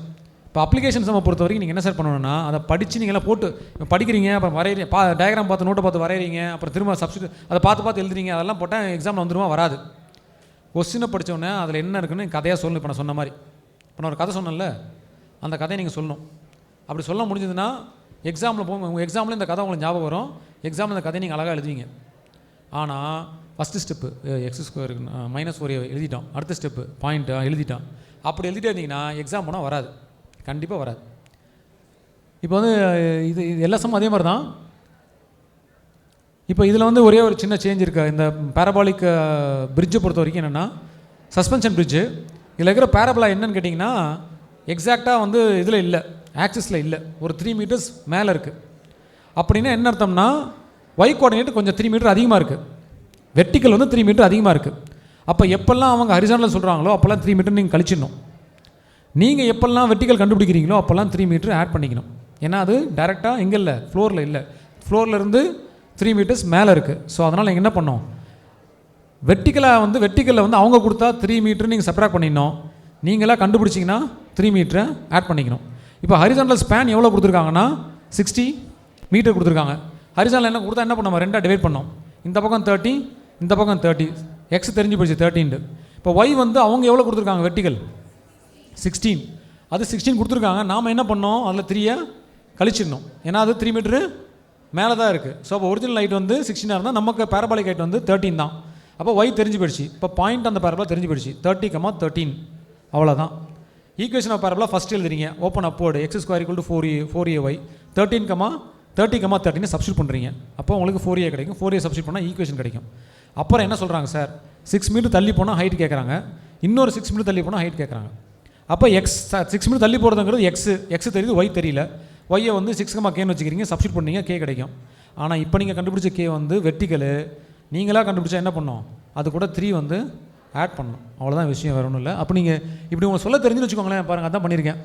அது 4a கண்டுபிடிச்சேன், 900/13 வந்துச்சு, சப்ஸ்டியூட் பண்ணிவிட்டேன். ஒரு பாயிண்ட் வந்து 6, இன்னொரு பாயிண்ட் வந்து 12, 12, கூட வச்சுக்கலாம், தப்பு இல்லை. சப்ஸ்டியூட் பண்ணால் ஆன்சர் வந்துடும். ஸோ அவ்வளோதான். இப்போ பாருங்கள், 3 நான் வந்து ஆட் பண்ணியிருப்பேன் கடைசியில், உங்களுக்கே தெரியும் 3 வந்து ஆட் பண்ணியிருப்பேன். விஷயம் அவ்வளோதான். இது எல்லாமே இப்படி தான். இந்த கொஸ்டின் வந்து இது எலிப்ஸுங்கிறாங்க. ஈக்குவேஷன் ஆஃப் எலிப்ஸ் எழுதி x² / a² + y² b² = 1 எழுதிடணும். சென்டரில் ஹைட் வந்து 5 மீட்டர் சொல்லியிருக்கிறான், அதுதான் பியும் கொடுத்துட்டான். அப்போ x² / a² + y² / 25 = 1 ஈக்குவேஷன் எழுதிட்டேன். அவனே ஒரு பாயிண்ட் கொடுத்துருக்கான்.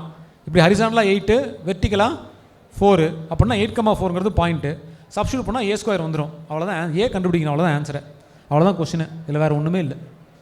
ஆனால் இது என்ன பண்ணோம், நம்ம பயங்கரமாக படிக்கிறோம், எப்படியோ கஷ்டப்பட்டு பயங்கரமாக படிக்கிறோம். இன்னொரு எக்ஸாம்பிள் உங்களுக்கு சொல்கிறேன், ரொம்ப சிம்பிளாக.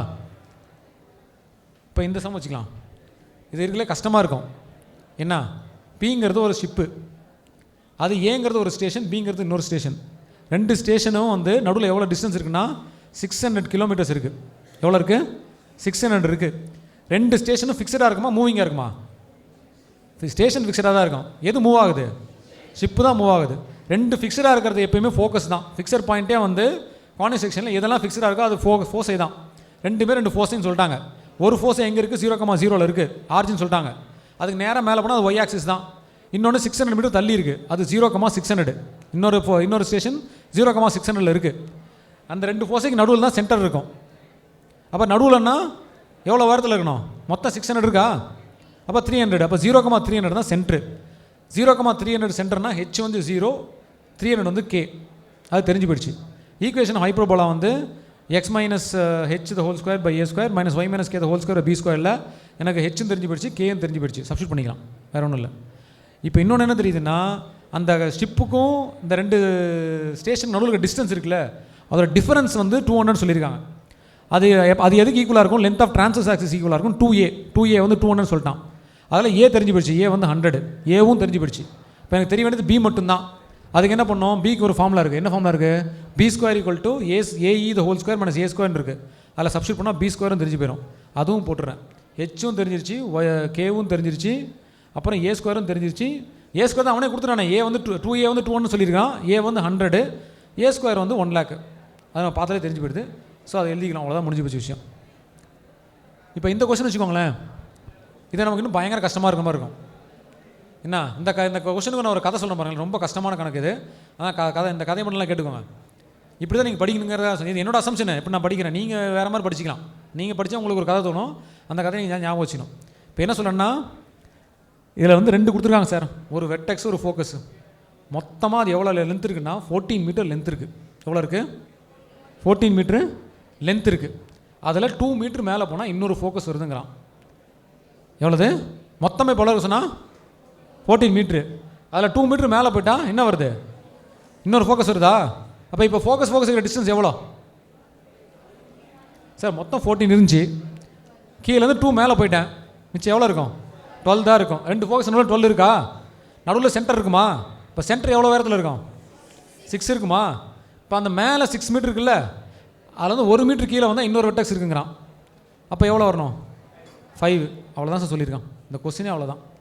14ல் 2 செப்பரேட் பண்ண சொன்னான், அவ்வளோதான். அது ரொம்ப கஷ்டம், அதை கண்டுபிடிக்க ஒரு 10 நிமிஷம் ஆகும். அதை 2ஆல் டிவைட் பண்ண சொல்கிறாங்க, அது அதை விட கஷ்டம். 6 வரும். அந்த 6ல் 1 திரும்ப செப்பரேட் பண்ண சொல்கிறாங்க. பாருங்கள் எவ்வளோ இதெல்லாம் செப்பரேட் பண்ண சொல்கிறாங்க. திரும்பவும் 1 செப்பரேட் பண்ண சொல்கிறாங்க. செப்பரேட் பண்ணால் ஆன்சர் வந்து அதுதான் இங்கே இருக்குது, வேறு ஒன்றுமே இல்லை. அந்த 14ல் 2 செப்பரேட் பண்ணால் 12, 12 பாதியாக்கினா 6, 6ல் 1 செப்பரேட் பண்ணால் 5. அவ்வளோதான் விஷயம். அதில் வந்து வேறு எதுவுமே அதில் இல்லை. அந்த 5 தான் ஏ, அந்த 5 தான் ஏ, அந்த 6 தான் வந்து ஏஇ. அது 2 யூஸ் பண்ணிங்கன்னா 6 தான் ஏஇ, 5 தான் ஏ. 6² - 5² தான் b². b² வந்து 11 வந்துருச்சு. சப்ஸ்டியூட் பண்ணால் ஆன்சர் வந்துருச்சு. அவ்வளோதான். அதில் இருக்கிறதுலே கஷ்டமான கணக்கு எனக்கு தெரிஞ்சு இந்த புக்கில் இதுதான். கரெக்டாக? ஏன்னா 14லேருந்து 2 செப்பரேட் பண்ணோம், அப்புறம் வர 12ல் டிவைட் பண்ணோம், அதில் 6 வரும், அதை 1 செப்பரேட் பண்ணோம், செப்பரேட் பண்ணால் ஏ வந்துடும். அதை ஏஇ வந்து 6ன்னு தெரிஞ்சு போயிடுச்சு, அதை செப்பரேட் பண்ணால் 11 வந்துடும். இதுலேயே கஷ்டமான கணக்கு என்ன இதுதான். எனக்கு உப்புக்குள்ளே இருக்கிற ஈஸியான கணக்கு இது ஒன்று தான். ஏன் ஈஸின்னு நான் சொல்கிறேன்னா, இந்த கணக்கு வந்துச்சுன்னா எக்ஸாமில் நீங்கள் சாய்ஸில் விட்டுறணும். அதனால் இருக்கிறதுலே ஈஸியான கணக்கு இந்த புக்கில் இது மட்டும்தான். இந்த கொஸ்டின் நீங்கள் எக்ஸாமில் போட்டு சால்வெலாம் பண்ணவே முடியாது, வாய்ப்பே கிடையாது.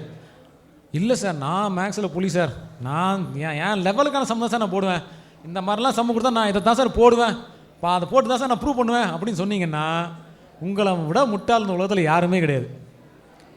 ஏன்னா இந்த கால்குலேஷனை போடுறதுக்கு, இந்த பின்னாடி இருக்கிற கால்குலேஷன்லாம் நீங்கள் போடணும்னா இந்த கால்குலேஷன்லாம் போட்டு இந்த வேல்யூலாம் கண்டுபிடிக்கணுங்கிறதுக்கு இருக்குது பாருங்கள். அதுக்கு ஆகிற டைமுக்கு நீங்கள் 4 4 மார்க்ஸ் 5 மார்க்ஸ் சால்வ் பண்ணிடலாம். உண்மையிலே 4 5 மார்க்ஸ் சால்வ் பண்ணிடலாம். அதனால் இந்த மாதிரி சம் வந்துச்சுன்னா இதை நியாயப்படி கேட்கக்கூடாது. ஒரு கொஸ்டின் பேப்பர் செட்ரு அவங்களுக்கு என்ன கொஞ்சம் கூட மனிதாபம்னா இல்லைன்னு வச்சுக்கோங்க. அவங்க நினைக்கிறாங்க எவெல்லாம் மேக்ஸில் படி நான் பார்த்துறேன்டா அப்படின்னு அவங்களும் கேட்குறாங்கன்னு வச்சுக்கோங்க. அவங்க ட்ரிக்கர் பண்ணாங்கன்னு வச்சுக்கோங்க, நீங்களும் ஒன்றும் ட்ரிக்கர் ஆகி நான் போட்டு தான் சார் தீர்வேன், பார்க்கலாம் சார் அப்படின்னு போட்டிங்கன்னா அதோடய விளைவுகள் நீங்கள் தான் சந்திக்கணும். அதனால் அதுதான் இருக்கிறதுலே இந்த புக்கில் ஈஸியான சம்முன்னு சொல்லி நான் முடிச்சுக்கிறேன். இப்போ என்னென்ன கொஸ்டின்லாம் புக்கில் கேட்டிருக்காங்கன்னு பார்க்கலாம். அது வந்து பாருங்கள், find the equation of circle passing the 3 points அது கேட்டிருக்காங்க. அப்புறம் அந்த வாட்டர் ரன்னிங் த பைப்பு அது கேட்டிருக்காங்க. அப்புறம் வந்து சென்டர் ஃபோசை அது கேட்டிருக்காங்க. த ராட் ஆஃப் லென்த்து அது ரொம்ப ரொம்ப ஈஸி இருக்கிறதுலே, சைன் தீட்டா காஸ் தீட்டா கூட ஈஸியாக போட்டுடலாம். அப்புறம் இது கொரோனா டைம் அது விட்டுருங்க. 8th கொஸ்டின் வந்துடலாம். Identify the type of conic கேட்டிருக்காங்க. திரும்பவும் பாருங்கள், equation of circle passing through கேட்டிருக்காங்க. அப்புறம் 3 மார்க்ஸும் கேட்டிருக்காங்க. ஸோ நீங்கள் நோட் பண்ணி வச்சுக்கோங்க. இந்த சாப்டர் பொறுத்த வரைக்கும் 5 மார்க்ஸ் நீங்கள் கான்சென்ட்ரேட் பண்ண வேண்டிய ஏரியா. கண்டிப்பாக இதில் ஒரு 5 மார்க் வந்துச்சா அது நார்மல், 2 வந்துச்சா நீங்கள் அதிர்ஷ்டம் பண்ணுவாங்கன்னு அர்த்தம்.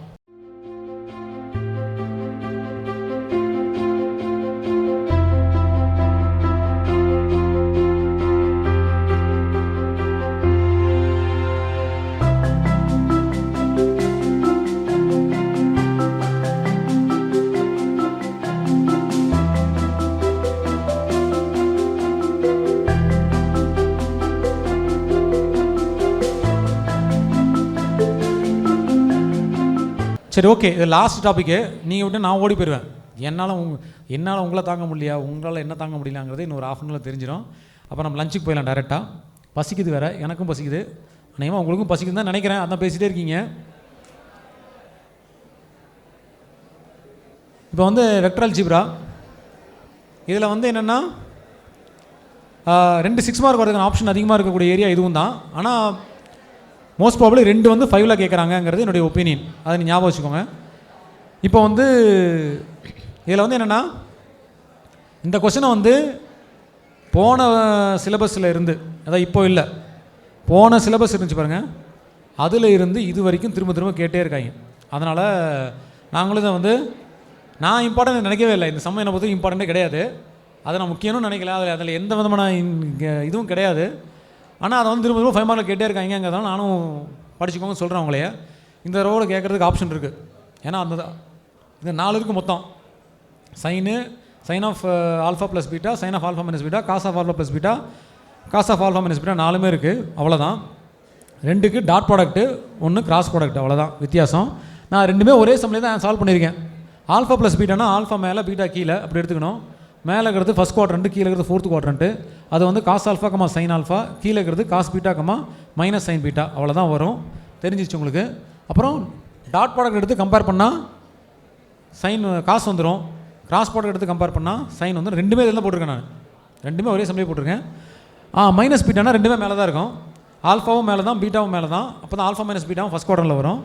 ஸோ இதை வந்து ஏ வந்து காஸ் ஆல்ஃபா சைன் ஆல்ஃபா, பிங்கிறது காஸ் பீட்டா சைன் பீட்டா, அவ்வளோதான்.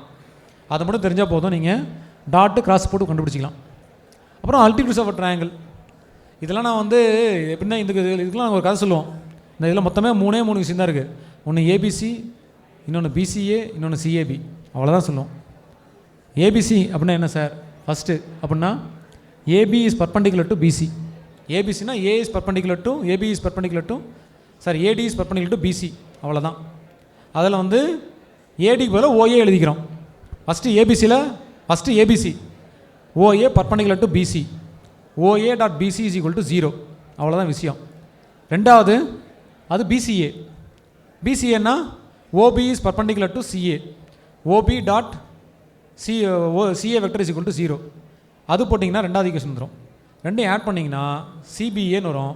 C vector OC vector dot perpendicular to பிஏன்னு வரும், இல்லை ஏபின்னு வரும், அவ்வளோதான். அதுதான் ஆன்சர். இந்த கொஸ்டினே மொத்தமே 3 விஷயம் தான். ஒன்று ஏபிசி, இன்னொன்று பிசிஏ, அப்புறம் சிஏபி, அவ்வளோதான். இது ப்ரூஃப் கேட்பாங்க. இது ப்ரூஃப் ஈஸி தான், சப்ஸ்டிட் பண்ண ஆன்சர் வந்துடும். இதோட என்னென்னா இதோட இன்னொரு சம் இருக்குது. இது வந்து கொஞ்சம் 5 மார்க் நாங்கள் கிளாஸிஃபை பண்ணுறோம். இதோட இன்னொரு சம் இருக்குது. ஜஸ்ட்டு நீங்கள் வந்து ஸ்கேலார் ட்ரிபிள் ப்ராடக்ட் கண்டுபிடிங்க. Vector triple product A cross B cross C மட்டும் கண்டுபிடிங்க அப்படின்னு ஒரு புக்கு சம் இருக்குது உங்கள் டெக்ஸ்ட் புக்கில். அதை கூட 5 மார்க்கில் ஜூனில் கேட்டாங்க. ஸோ அதனால் வெரிஃபிகேஷன் நீங்கள் பார்த்துக்கோங்க. இப்போ வந்து செகண்ட் பார்ட். இந்த இதில் 2 பார்ட் இருக்குது. ஒன்று வந்து ஃபஸ்ட் பார்ட், இன்னும் செகண்ட் பார்ட் பிரிச்சிருக்கேன். அது வந்து ஸ்ட்ரெயிட் லைன் வரைக்கும் முன்னாடி, ஸ்ட்ரெயிட் லைன் முன்னாடி வரைக்கும் இருக்குது. அதுக்கப்புறம் ஸ்ட்ரெயிட் லைன்லேருந்து பிளேன் வரைக்கும் பின்னாடி இருக்கிறது. இதில் என்ன முக்கியமான விஷயம் நீங்கள் கண்டுபிடிக்க வேண்டியதுன்னா, ஒரு ஸ்ட்ரெயிட் லைனோட ஈக்குவேஷன் அது எப்படி இருக்கும் வெக்டர் ஃபார்மில், கார்ட்டீசியன் ஃபார்மில் எப்படி இருக்கும், அது மட்டும் தான் உங்களுக்கு தெரியணும். அதோட அண்டர்ஸ்டாண்டிங் உங்களுக்கு வேணும் ஃபஸ்ட்டு. இதுக்கப்புறம் எல்லாமே கான்செப்ட் அண்டர்ஸ்டாண்டிங் தான். அண்டர்ஸ்டாண்டிங் இருந்தால் தான் நீங்கள் இதுக்கப்புறம் எல்லாமே ப்ரொசீட் பண்ணி போக முடியும். இதில் வந்து ஈக்குவேஷன் ஆஃப் ஸ்ட்ரெயிட் லைனை பொறுத்த வரைக்கும் உங்களுக்கு இந்த ஃபார்ம்லாம் தெரியும், ஒன்றும் பிரச்சனை இல்லை. R vector equal A vector plus TB வெக்டருங்கிறது equation passing through point A whose position vector A vector parallel to B வெக்டர்னு தெரியும். அதில் என்ன முக்கியமான விஷயம்னா, இந்த எழுதியதில் என்ன முக்கியமான விஷயம்னா, அந்த அண்டர்ஸ்டாண்ட் பண்ணுறது தான். R vector equal to A vector plus TB வெக்டர்னு எழுதிருக்கோம்ல, அதில் ஃபஸ்ட்டு எழுதியிருக்க அந்த ஏ வெக்டர் அப்படிங்கிறது அது எப்பயுமே பாயிண்ட் தான். அந்த ஃபஸ்ட்டு இருக்கிறது எப்பயும் பாயிண்ட் தான். அது ஒரு பாயிண்டோட பொசிஷன் வெக்டர் தான். டீக்கு அப்புறம் ஸ்கேலாருக்கு அப்புறம் நீங்கள் என்ன எழுதிருக்கீங்களோ அது வெக்டர் தான். அப்போ ஈக்குவேஷனில் எப்பயுமே 2 தான் இருக்கும். என்ன இருக்கும்? ஒரு பாயிண்ட் இருக்கும், ஒரு வெக்டர் இருக்கும்.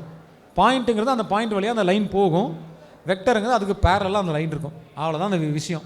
அதே கார்ட்டீசியன் ஈக்குவேஷன் எழுதினீங்கன்னா என்ன சார் இருக்கும்? x minus x1/L is equal to y minus y1/m is equal to z minus z1/n. அதில் என்ன சார் இருக்கும்? அதுலேயும் பாயிண்ட்டும் வெக்டரும் தான் இருக்குது. அதில் நியூமினேட்டரில் இருக்கிறது பாயிண்ட்டு, டினாமினேட்டரில் இருக்கிறது வெக்டர். அந்த x1 y1 z1ங்கிறது பாயிண்ட்டு, L M N அப்படிங்கிறது வெக்டர். அப்போ எங்கே இருக்கிறது பாயிண்ட்டு, எங்கே இருக்கிறது வெக்டர்னு உங்களுக்கு தெரிஞ்சால் போதும். அதுதான் முக்கியமாக ஒரு லைனில் தெரிய வேண்டியது. அதுக்கப்புறம் என்ன தெரியணும் உங்களுக்கு அப்படின்னா, இப்போ வந்து லைன்ஸ் வந்து மொத்தம் 3 இருக்குது, பேரலல், இன்டர்செக்டிங் அண்ட் ஸ்கியூ. அந்த 3 கான்செப்ட் வந்து என்ன ஆகும்னா திரும்ப திரும்ப எல்லா இடத்துலையும் வந்துகிட்டே இருக்கும், பிளேன் வரைக்கும் வந்துகிட்டே இருக்கும். இப்போ நான் என்ன பண்ணியிருக்கேன், அதை சம்மரைஸ் பண்ணியிருக்கேன். பேரலல் லைன்னா அதை வச்சு என்னெல்லாம் கேட்கலாம், 2 லைன் எப்போ பேரலாக இருக்கும் அதை வச்சு என்னெல்லாம் கேட்கலாம். 2 லைன் எப்போ பேரலாக இருக்கும்னா, 2 லைன் பேரலாக இருந்தால் அதனோட டைரக்ஷனல் வெக்டர் அது ஒன்றா இருக்கணும். அதாவது நம்ம இப்போ ஏற்கனவே சொன்னோம் இல்லையா, இதில் ரெண்டாவது இருக்க வெக்டர் சொன்ன பார்த்தீங்கன்னா ஸ்கேலார் கூட இருக்கிறது, அதுக்கு பேர் டைரக்ஷன் வெக்டர். அது அந்த லைன் எந்த டைரக்ஷனில் இருக்குன்னு சொல்லும், அது டைரக்ஷன் வெக்டர். 2 லைன் பேரலாக இருக்கணும்னா 2 ஒரே டைரக்ஷனில் தான் இருக்கணும். அப்போ டைரக்ஷன் வெக்டர் கண்டிப்பாக சேமாக தான் இருக்கணும். ஆனால் இங்கே என்ன வருதோ அதுதான் இங்கேயும் வரும். பாயிண்ட் மட்டும்தான் வேறு வழியாக இருக்கும். இது வேறு பாயிண்ட் வழியாக போகும், அது இன்னொரு பாயிண்ட் வழியாக போகும். ஆனால் 2 ஒரே டைரக்ஷனில் இருக்கும். ஸோ டைரக்ஷன் வெக்டர் சேமாக இருக்கும். அப்போ பேரல் லைன் ஈக்குவேஷனை பார்த்தாலே கண்டுபிடிச்சிடலாம், பார்த்தோன்னே கண்டுபிடிச்சிடலாம் அது 2 பேரல் தான் அப்படிங்கிற. டைரக்ஷன் வெக்டர் சேமாக இருக்குது, பாயிண்ட் மட்டும் வேறு வழியாக இருக்கும். அப்போ அதாவது மொத்தமே 3 தான் இருக்கும், 2 பாயிண்ட்டு ஒரு வெக்டர் தான் இருக்கும். 2 லைன் பேரல் ஈக்குவேஷன் கொடுத்தாங்கன்னா 2 வேறு பாயிண்ட்டு ஒரே ஒரு வெக்டர் தான் இருக்கும். அது நமக்கு நல்லா தெரியுது. அதை வச்சு என்னெல்லாம் கேட்கலாம் அப்படின்னா, என்ன கேட்பாங்க அப்படின்னா, shortest distance between 2 parallel lines கேட்கலாம். 2 லைனுக்கு ஷார்ட்டஸ்ட் டிஸ்டன்ஸு, அதுக்கான ஃபார்முலா நீங்கள் அப்ளை பண்ணால் வந்துடும். அது வந்து D vector equal to C minus A cross B vector by modulus of B vector, அது போட்டால் வந்துடும். அப்படி வேறு என்ன சார் கேட்கலாம் அப்படின்னா, equation of plane containing 2 parallel லைன்ஸ்னு கேட்கலாம். ஈக்குவேஷன் ஆஃப் பிளேன் கேட்கலாம் கண்டெய்னிங் 2 பேரல் லைன்ஸ்னு. அப்போ இங்கே என்ன நமக்கு தெரியும்னா, ஒரு பாயிண்ட்டு 2 பாயிண்ட் ஒரு வெக்டர் தான் இங்கே இருக்குது, கரெக்டாக? அப்போ நீங்கள் பிளேனோட ஈக்குவேஷன் கண்டுபிடிக்க என்ன பண்ணணும்னா 2.1 வெக்டர் ஃபார்ம் யூஸ் பண்ணணும் அப்படிங்கிறது தெரியணும். இது வந்து என்னென்னா வேறு எக்ஸைஸில் வேறு இடத்துல வருது. ஃபஸ்ட் எக்ஸைஸில் பேரல் லைன்ஸ் மட்டும் வரும், செகண்ட் எக்ஸைஸில் ஷார்ட்டஸ்ட் டிஸ்டன்ஸ் வரும். 2 எக்ஸைஸ் கழிச்சு பிளேன் வந்ததுக்கப்புறம் இது வரும். நான் எல்லாம் சம்மரைஸ் பண்ணி சொல்லியிருக்கேன். ஒரு பேரல் லைன் வச்சு என்ன தான் கேட்க முடியும், பேரல் லைன் வச்சு ஷார்ட்டஸ்ட் டிஸ்டன்ஸ் கேட்கலாம், இன்னொன்று என்ன கேட்கலாம், பிளேன் கண்டெய்னிங் 2 பேரல் லைன்ஸ் கேட்கலாம். அப்போ நீங்கள் என்ன பண்ணணும் அப்படின்னா, இன்ஃபர்மேஷனில் என்ன இருக்குது, 2 பாயிண்ட் இருக்குது, ஒரே ஒரு வெக்டர் இருக்குது. ஸோ 2.1 வெக்டர் ஃபார்ம் போட்டிங்கன்னா உங்களுக்கு ஈக்குவேஷன் ஆஃப் பிளேன் வந்துடும். அதுதான் இதை வச்சு கேட்க முடியும். இப்போ அது ஷார்ட்டஸ்ட் டிஸ்டன்ஸ் நான் ஒன்று போட்டிருக்கேன் அந்த ஃபார்முலா யூஸ் பண்ணி. பட் அது இப்போ நீங்கள் புக்கில் படிச்சுக்கோங்க. இப்போ அடுத்து இன்டர்செக்டிங் லைன்ஸ். இன்டர்செக்டிங் லைன்ஸ் வச்சு என்னெல்லாம் கேட்கலாம் அப்படின்னா, இன்டர்செக்டிங் லைன்ஸ் வந்து பார்த்தோன்னே கண்டுபிடிக்க முடியுமா, கண்டுபிடிக்க முடியாது. 2மே வேறு டைரக்ஷனில் இருக்கும், 2மே வேறு பாயிண்ட் வழியாக போகும், கண்டுபிடிக்க முடியாது. ஸோ 2 ஈக்குவேஷன் கொடுத்தாங்கன்னா அதில் என்ன இருக்குது, இப்போ நமக்கு 2 பாயிண்ட் இருக்கும், 2 வெக்டர் இருக்கும், மொத்தம் 4 டிஃப்ரெண்ட் குவான்டிட்டிஸ் அதில் இருக்குது. 2 பாயிண்ட்டு 2 வெக்டர் இருக்குது. அதில் என்னெல்லாம் கேட்கலாம் அப்படின்னா, கண்டிப்பாக வந்து அது 2 இன்டர்செக்டிங் தானா அப்படின்னு கேட்பாங்க. இன்டர்செக்டிங் தானே கேட்டாங்கன்னா அதுக்கு அந்த ஃபார்முலா பாக்ஸ் போட்ட சி மைனஸ் ஏ பி டி போட்டால் கண்டிப்பாக 0 வந்துச்சுன்னா அது இன்டர்செக்டிங்கு, 0 ஆகலைன்னா அது ஸ்கியூ. அது நமக்கு தெரிஞ்சு கண்டிப்பாக ஸ்கியூவில் என்ன தான் இருக்கணும், பேரலாக இருக்க முடியாது, ஸ்கியூவாக தான் இருக்கணுங்கிறது கேட்கலாம். அது இன்டர்செக்டிங் தான் ப்ரூவ் பண்ண சொல்லுவாங்க. அப்புறம் பாயிண்ட் ஆஃப் இன்டர்செக்ஷன் கேட்பாங்க. 2வது இன்டர்செக்டிங் லைன் கொடுத்தா எந்த பாயிண்டில் இன்டர்செக்ட் பண்ணிக்குது அப்படின்னு கேட்பாங்க, பாயிண்ட் ஆஃப் இன்டர்செக்ஷன் கேட்பாங்க. அதுக்கடுத்து 3வது அது எப்படி கண்டுபிடிக்கிறது நம்ம பின்னாடி பார்க்கலாம். பாயிண்ட் ஆஃப் இன்டர்செக்ஷன் எப்படின்னு சொல்கிறேன். அப்புறம் 3வது என்ன கேட்கலாம் சார் அப்படின்னா, இந்த 2 லைனுக்கும் பர்பண்டிகுலராக ஒரு லைன் இருக்கணும், 2 லைனுக்கும் பர்பண்டிகுலராக இருக்கணும், இந்த பாயிண்ட் ஆஃப் இன்டர்செக்ஷன் வழியாக போகணும். அப்போ என்ன நீங்கள் கண்டுபிடிக்கணும்னா, அந்த லைன் வந்து இந்த 2 லைனும் பர்பண்டிகுலராக இருக்குது அப்படின்னா அந்த 2 டைரக்ஷனல் வெக்டர் இருக்குது பாருங்கள், அதுக்கு பர்பண்டிகுலராக இருக்கணும். அந்த பர்பண்டிகுலர் வெக்டர் வந்து பி கிராஸ் டி, அதுதான் வந்து directional vector of a line. அந்த பாயிண்ட் வந்து பாயிண்ட் ஆஃப் இன்டர்செக்ஷன், அது கேட்பாங்க. ஸோ அது வந்து கேட்கலாம். ஸோ அப்போ வந்து என்னென்னா அப்படி கேட்கலாம், find the equation of straight line passing through the point of intersection of 2 lines and perpendicular to it, அது கேட்பாங்க. அப்படி ஒரு கொஸ்டின் இருக்குது. இந்த 2 லைனுக்கு பர்பண்டிகுலராக இருக்கணும், 2 இன்டர்செக்ட் பண்ணிக்கிற பாயிண்ட் வழியாகவும் போகணும், அப்படி கேட்பாங்க. அப்படின்னா இன்டர்செக்ஷன் பாயிண்ட் தேவை, அந்த பாயிண்ட் வழியாக லைன் போகுது, லைனோட ஈக்குவேஷனில் ஒரு பாயிண்ட் ஒரு வெக்டர் இருக்கும், பாயிண்ட்டுக்கு தான் இன்டர்செக்ஷன் பாயிண்ட் நான் தெரிஞ்சு போயிடுச்சு. அந்த வெக்டர் வந்து என்னென்னா இந்த பி கிராஸ் டி தான் அந்த வெக்டர், அதுதான் வந்து இங்கே எழுதியிருக்கேன். இப்போ 2வது வந்து என்னென்னா ஷார்ட்டஸ்ட் டிஸ்டன்ஸ் கேட்கவே மாட்டாங்க, ஏன்னா 2 இன்டர்செக்ட் லைனோட ஷார்ட்டஸ்ட் டிஸ்டன்ஸ் ஆல்வேஸ் 0, அதை கேட்கவே மாட்டாங்க, நீங்கள் கவலைப்பட வேண்டியதில்லை. 3வது என்ன கேட்பாங்கன்னா, find the equation of the plane containing 2 intersecting lines.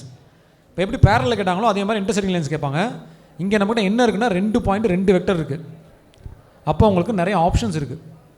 நீங்கள் 1 பாயிண்ட் 2 வெக்டர் வச்சியும் பிளேன் கண்டுபிடிக்கலாம், 2 பாயிண்ட் 1 வெக்டர் வச்சியும் பிளேன் கண்டுபிடிக்கலாம். மொத்தம் 4 ஆப்ஷன் இருக்கீங்க, அதில் எது வேணால் நீங்கள் சூஸ் பண்ணிக்கலாம். ஏன்னா உங்களுக்கு ஒரு பிளேன் ஈக்குவேஷன் கண்டுபிடிக்கிறதுக்கு உங்களுக்கு 1.2 வெக்டர் 2.1 வெக்டர் தான் தேவை. இங்கே we have additional 1 more information, 4 இருக்குது மொத்தம் இங்கே. அதில் எதை வேணாலும் நீங்கள் கிளவராக யூஸ் பண்ணி நீங்கள் பிளேனோட ஈக்குவேஷன் கண்டுபிடிச்சிக்கலாம். ஸோ அது வந்து இங்கே இன்டர்செக்டிங் லைனை பொறுத்து வச்சு கேட்குறது. இப்போ வந்து பாயிண்ட் ஆஃப் இன்டர்செக்ஷன் என்ன கண்டுபிடிக்கணும் அப்படின்னா அதுக்கு என்ன பண்ணணும் அப்படின்னா பாயிண்ட் ஆஃப் இன்டர்செக்ஷன் கண்டுபிடிக்கிறதுக்கு ரெண்டுமே கார்ட்டீசியனில் தான் இருக்கணும். வெக்டரில் இருந்தாலும் நீங்கள் கார்ட்டீசியனை கன்வெர்ட் பண்ணிக்கணும். அப்புறம் ஃபஸ்ட் ஈக்குவேஷனை நீங்கள் ஒரு ஸ்கேலார் ஈக்குவேட் பண்ணணும். ஃபஸ்ட் ஈக்குவேஷனை டீன்னு வச்சுக்கிறேன், செகண்ட் ஈக்குவேஷனை எஸ்ன்னு வச்சுக்கிட்டேன். அப்புறம் ஒவ்வொன்றையும் டீ தனித்தனியாக ஈக்குவேட் பண்ணணும். நீங்கள் தனித்தனியாக ஈக்குவேட் பண்ணிங்கன்னா உங்களுக்கு வந்து XYZ வேல்யூ கிடைக்கும். அதுதான் வந்து இங்கே இருக்குது. அதுதான் பாயிண்ட் ஆஃப் இன்டர்செக்ஷன். அப்படி தான் நீங்கள் பாயிண்ட் ஆஃப் இன்டர்செக்ஷன் கண்டுபிடிக்கணும். அப்புறம் ரெண்டாவது லைனில் அதே மாதிரி எஸ்ஸுக்கு 2 ஈக்குவேட் பண்ணோம். ஒவ்வொன்றையும் தனித்தனியாக எஸ்ஸுக்கு ஈக்குவேட் பண்ணிங்கன்னா 3 XYZ கிடைக்கும். அதை எழுதுனீங்கன்னா அது வந்து உங்களுக்கு இப்படி கிடைக்கும். இது ரெண்டுமே வந்து பாயிண்ட் ஆஃப் இன்டர்செக்ஷனாக இந்த லைன்லேயும் இருக்கணும், இந்த லைன்லேயும் இருக்கணும். ஸோ 2 ஃபார்மேட்லேயும் அது இருக்கணும். 2 ஈக்குவேட் பண்ணிங்கன்னா உங்களுக்கு 3 ஈக்குவேஷன் கிடைக்கும் மொத்தம். பாருங்கள், X coordinate, Y coordinate, Z coordinate 3 equate பண்ணால் 3 ஈக்குவேஷன் கிடைக்கும். அதில் ஏதாவது 2 சால்வ் பண்ணோம். சால்வ் பண்ணால் டி வேல்யூவோ எஸ் வேல்யூவோ கிடைக்கும். 1 கிடைச்சா கூட போதும். அதை சப்ஸ்டிட் பண்ணாலே நமக்கு அந்த 3 பாயிண்ட். டி வேல்யூ கிடச்சதுன்னா ஃபஸ்ட்டில் போடுங்க, எஸ் வேல்யூ கிடச்சதுன்னா செகண்டில் போடுங்க. டி வேல்யூ கிடச்சுன்னா இதில் போடுங்க, எஸ் வேல்யூ கிடச்சுன்னா இதில் போடுங்க. ஸோ 2 ஈக்குவேஷன் என்ன பண்ணுவீங்க, கார்ட்டீசியனில் தான் எழுதணும். ஃபஸ்ட் ஈக்குவேஷன் ஒரு ஸ்கேலாருக்கு ஈக்குவேட் பண்ணணும், செகண்ட் ஈக்குவேஷன் இன்னொரு ஸ்கேலாருக்கு ஈக்குவேட் பண்ணணும். அப்புறம் எல்லாத்தையும் தனித்தனியாக ஈக்குவேட் பண்ணிங்கன்னா எக்ஸ் ஒய் இசட் கண்டுபிடிக்கணும். அப்படி கண்டுபிடிச்சா first point on general point on the first line கிடைக்கும், ரெண்டாவது general point on second line கிடைக்கும். அதை ரெண்டையும் சால்வ் பண்ணிங்கன்னா உங்களுக்கு டிஓ எஸ்ஓ கிடைக்கும். அதை கண்டுபிடிச்சா பாயிண்ட் ஆஃப் இன்டர்செக்ஷன் கிடச்சிடும். அப்புறம் வந்து இதை எங்கே சொல்லிட்டேன், அதை நீங்களே கூட போட்டுக்கலாம். இப்போ வந்து ஸ்கியூ லைன்ஸில் என்னெல்லாம் கேட்கலாம். ஸ்கியூ லைன்ஸும் பார்த்தோன்னே கண்டுபிடிக்க முடியாது. அதுவும் வேறு பாயிண்ட் வழியாக போகும், வேறு டைரெக்ஷனில் இருக்கும். ஸோ அந்த ஈக்குவேஷன்லையும் 2 பாயிண்ட் 2 வெக்டர் இருக்கும்.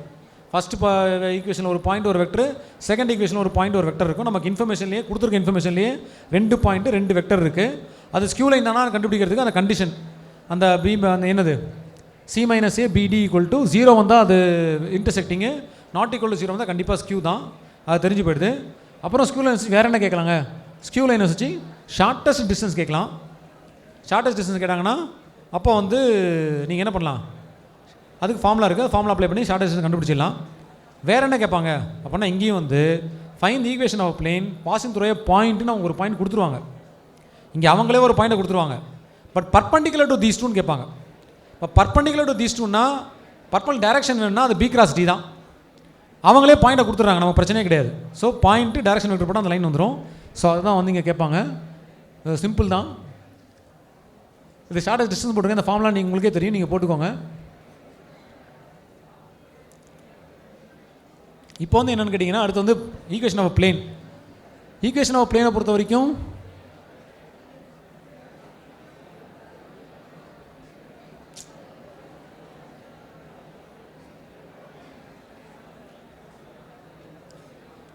இப்போ வந்து ஈக்குவேஷன் ஆஃப் பிளேன் வந்துடுறேன். But foot of the perpendicular to line இருக்குது, அதை நீங்கள் படிச்சுக்கோங்க. அந்த கான்செப்ட் நான் டைம் தான் எக்ஸ்பிளைன் பண்ணுறேன். இப்போ ஈக்குவேஷன் ஆஃப் பிளேனை பொறுத்த வரைக்கும் உங்களுக்கு இந்த ஃபார்முலாலாம் தெரியும். இந்த ஃபார்முலாலாம் ஒரு பிரச்சனை இல்லை. 1.2 பேரல் வெக்டர், இல்லை வந்து 2.1 பேரல் வெக்டர், ஆர் 3 பாயிண்ட்ஸ் 3 நான் கோலினியர் பாயிண்ட்ஸு, இந்த ஃபார்முலாலாம் உங்களுக்கு தெரியும். இதெல்லாம் பிரச்சனையே இல்லை. ஆனால் இப்போ என்ன பண்ணுறதுன்னா, கொஸ்டின்லேருந்து இது எப்படி கண்டுபிடிக்கிறது, எந்த ஃபார்மேட்டை நான் அப்ளை பண்ணணும், கொஸ்டினில் எப்படி கண்டுபிடிக்கிறது அப்படிங்கிறத மட்டும் நம்ம பார்க்கலாம். இது ரொம்ப சிம்பிள் டெக்னிக் தான். அதுக்கு வந்து நீங்கள் மொத்தம் 3 ஃப்ரேஸ் இங்கே கொடுப்பாங்க. ஃபஸ்ட்டு வந்து plane parallel to a line அப்படின்னு சொல்லுவாங்க, அது first phrase. Parallel to a line சொல்லி ஒரு ஈக்குவேஷன் கொடுப்பாங்க, அது ஃபஸ்ட்டு டைப்பு. ரெண்டாவது டைப் வந்து பிளேன் கண்டெய்னிங் எ லைன் அப்படின்னு சொல்லுவாங்க. பிளேன் கண்டெய்னிங் எ லைன் அப்படி ரெண்டாவது ஃப்ரேஸ் சொல்லுவாங்க. மூணாவது வந்து plane perpendicular to another plane அப்படின்னு சொல்லுவாங்க. மொத்தம் 3 தான் இங்கே கேட்பாங்க. மொத்தமாகவே 3 தான். Plane parallel to a line, plane containing a line, plane perpendicular to another plane, 3 கேட்பாங்க. First parallel to a line வந்து என்ன சார் பண்ணோம் அப்படின்னா, ஒரு லைனோட ஈக்குவேஷன் கொடுப்பாங்க. அதுலேருந்து நீங்கள் என்ன எடுத்துக்கணும்னா, வெக்டர் மட்டும் நீங்கள் எடுத்துக்கணும். ஸோ வெக்டர் எங்கே இருக்கும் அப்படின்னா, ஃபஸ்ட்டு பாயிண்ட் இருக்கும், ரெண்டாவது தான் வெக்டர் இருக்கும். அந்த வெக்டரை நீங்கள் எடுத்துக்கணும். எப்போல்லாம் plane parallel to a line சொல்கிறாங்களோ அப்போல்லாம் அந்த லைனோட ஈக்குவேஷன்லேருந்து ஒரு பாயிண்ட்டு ஒரு வெக்டரும் கண்டிப்பாக இருக்கும். அதில் நீங்கள் வெக்டர் தான் எடுத்துக்கணும். கார்ட்டீசியனாக இருந்தால் நியூமினேட்டரில் பாயிண்ட் இருக்கும், டினாமினேட்டரில் வெக்டர் இருக்கும். டினாமினேட்டரில் இருக்கிறது தான் நீங்கள் எடுத்துக்கணும், அது வெக்டர். எப்போல்லாம் plane containing line plane parallel to line சொல்கிறாங்களோ அப்போல்லாம் நீங்கள் ஒரு வெக்டர் மட்டும் எடுத்துக்கணும். ரெண்டாவது வந்து பிளேன் கண்டெய்னிங் லைன் அப்படின்னு சொன்னாங்கன்னு வச்சுக்கோங்க, நீங்கள் ரெண்டையுமே எடுத்துக்கணும். பாயிண்ட்டும் எடுத்துக்கணும், வெக்டரும் எடுத்துக்கணும். கார்ட்டீசியனில் பாயிண்ட் எங்கே இருக்கும், நியூமினேட்டரில் இருக்கும். வெக்டர் எங்கே இருக்கும், டினாமினேட்டரில் இருக்கும். நீங்கள் ரெண்டுமே எடுத்துக்கணும். அப்போ அந்த இன்ஃபர்மேஷன்லேருந்து ரெண்டுமே நீங்கள் எடுத்துக்கணும்னு அர்த்தம். மூணாவது வந்து பிளேன் பர்பண்டிகுலர் டு பிளேன் சொன்னாங்கன்னு வச்சுக்கோங்க. பர்பண்டிகுலர் டு பிளேனா ஒரு பிளேன் ஈக்குவேஷன் கொடுத்துருப்பாங்க.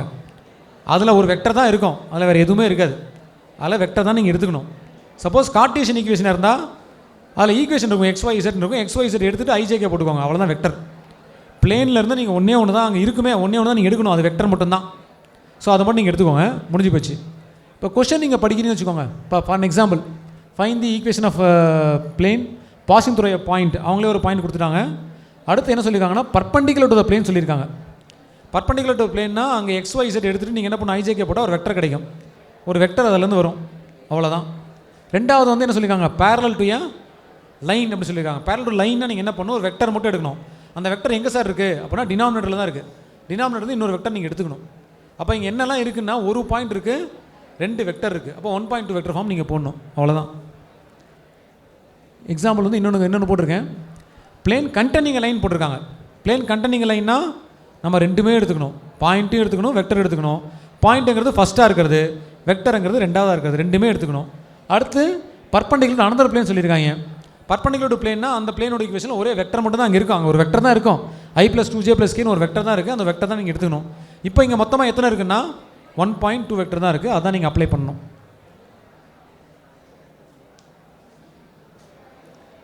இப்போ வந்து இங்கே பார்த்தீங்கன்னா passing through 2 points perpendicular to பிளேன்ட்டாங்க. 2 பாயிண்ட் அவனே கொடுத்துட்டான். பர்பண்டிகுலர் டு பிளேனுங்கிறான். பிளேனோட ஈக்குவேஷன் நம்ம என்ன எடுக்க முடியும், ஒரு வெக்டர் தான் எடுக்க முடியும். அது XYZ எடுத்துகிட்டு ஐஜேகே போட்டால் உங்களுக்கு ஒரு வெக்டர் தான் கிடைக்கும். அப்போ 2 பாயிண்ட் ஒரு வெக்டர் தான் உங்கள்கிட்ட இருக்குது. 2.1 வெக்டர் ஃபார்ம் தான் நீங்கள் அப்ளை பண்ணணும். விஷயம் அவ்வளோதான். இதை நீங்களே ட்ரை பண்ணுங்கள். நான் இந்த கான்செப்ட் எக்ஸ்பிளைன் பண்ணுற இப்போ என்னெல்லாம் கொஸ்டினில் கேட்டிருக்காங்க எக்ஸாம்பிள் அப்படி மட்டும் பார்க்கலாம். இதோட செஷன் முடிச்சிக்கலாம். இப்போ வந்து நீங்கள் பார்த்தீங்கன்னா cos of alpha plus beta கேட்டிருக்காங்க மார்ச் 2023. அப்புறம் பாருங்கள் ஆல்ஃபா மைனஸ் பீட்டா வந்து ஜூலை 22 கேட்டிருக்காங்க, செப்டம்பர் 22 கேட்டிருக்காங்க. அப்புறம் வந்து ஈக்குவேஷன் ஆஃப் பிளேன் அது கண்டிப்பாக கேட்குறாங்க, அது ஒன்றும் பிரச்சனை இல்லை. அப்புறம் வேறு என்ன கேட்டிருக்காங்க, அதுவும் ஈக்குவேஷன் ஆஃப் பிளேன் தான். திரும்ப sine of alpha plus beta வந்து மார்ச் 2022 கேட்டிருக்காங்க. இப்போ 23 பாருங்கள் காஸ் ஆஃப் ஆல்ஃபா மைனஸ் பீட்டாவை மார்ச் 2023 கேட்டிருக்காங்க. போன தடவை கூட அதை கேட்டாங்க. ஸோ அதனால் நீங்கள் வந்து நோட் பண்ணிக்கோங்க. அப்புறம் இங்கே 3 மார்க்கும் கேட்பாங்க, 3 மார்க்ஸும் நிறைய கேட்பாங்க, கம்பல்சரிலையும் கேட்குறாங்க. அன்றைக்கி கொஞ்சம் காஷியஸாக இருக்கணும். 2 மார்க்கும் இங்கே வந்து 3 மார்க் நிறையா கேட்குறாங்க. போனால் 2 மார்க் இங்கே எதுவும் கேட்குறதில்ல. ஸோ 5 மார்க் 3 மார்க் கேட்குறாங்க. ஸோ அதனால் நீங்கள் வந்து இந்த சாப்டர் நீங்கள் வந்து படிங்க. 5 மார்க் 3 மார்க் எழுதலாம். நான் இது கான்செப்ட் ஓரியன்ட் பேப்பர் தான். நீங்கள் கான்செப்ட் தான் தெரிஞ்சிக்கணும். நீங்கள் என்ன ஃபார்முலா படிச்சு போனாலும் அங்கே வந்து வேலைக்கு ஆகாது. ஸோ கான்செப்ட் தான் நீங்கள் படிச்சிக்கணும். அதனால் இப்போ இந்த 3 சாப்டர் நான் வந்து எக்ஸ்பிளைன் பண்ணியிருக்கோம். அது வந்து I hope so it would be useful to you. I wish you all the best to score your good marks in your public examination. Thank you all.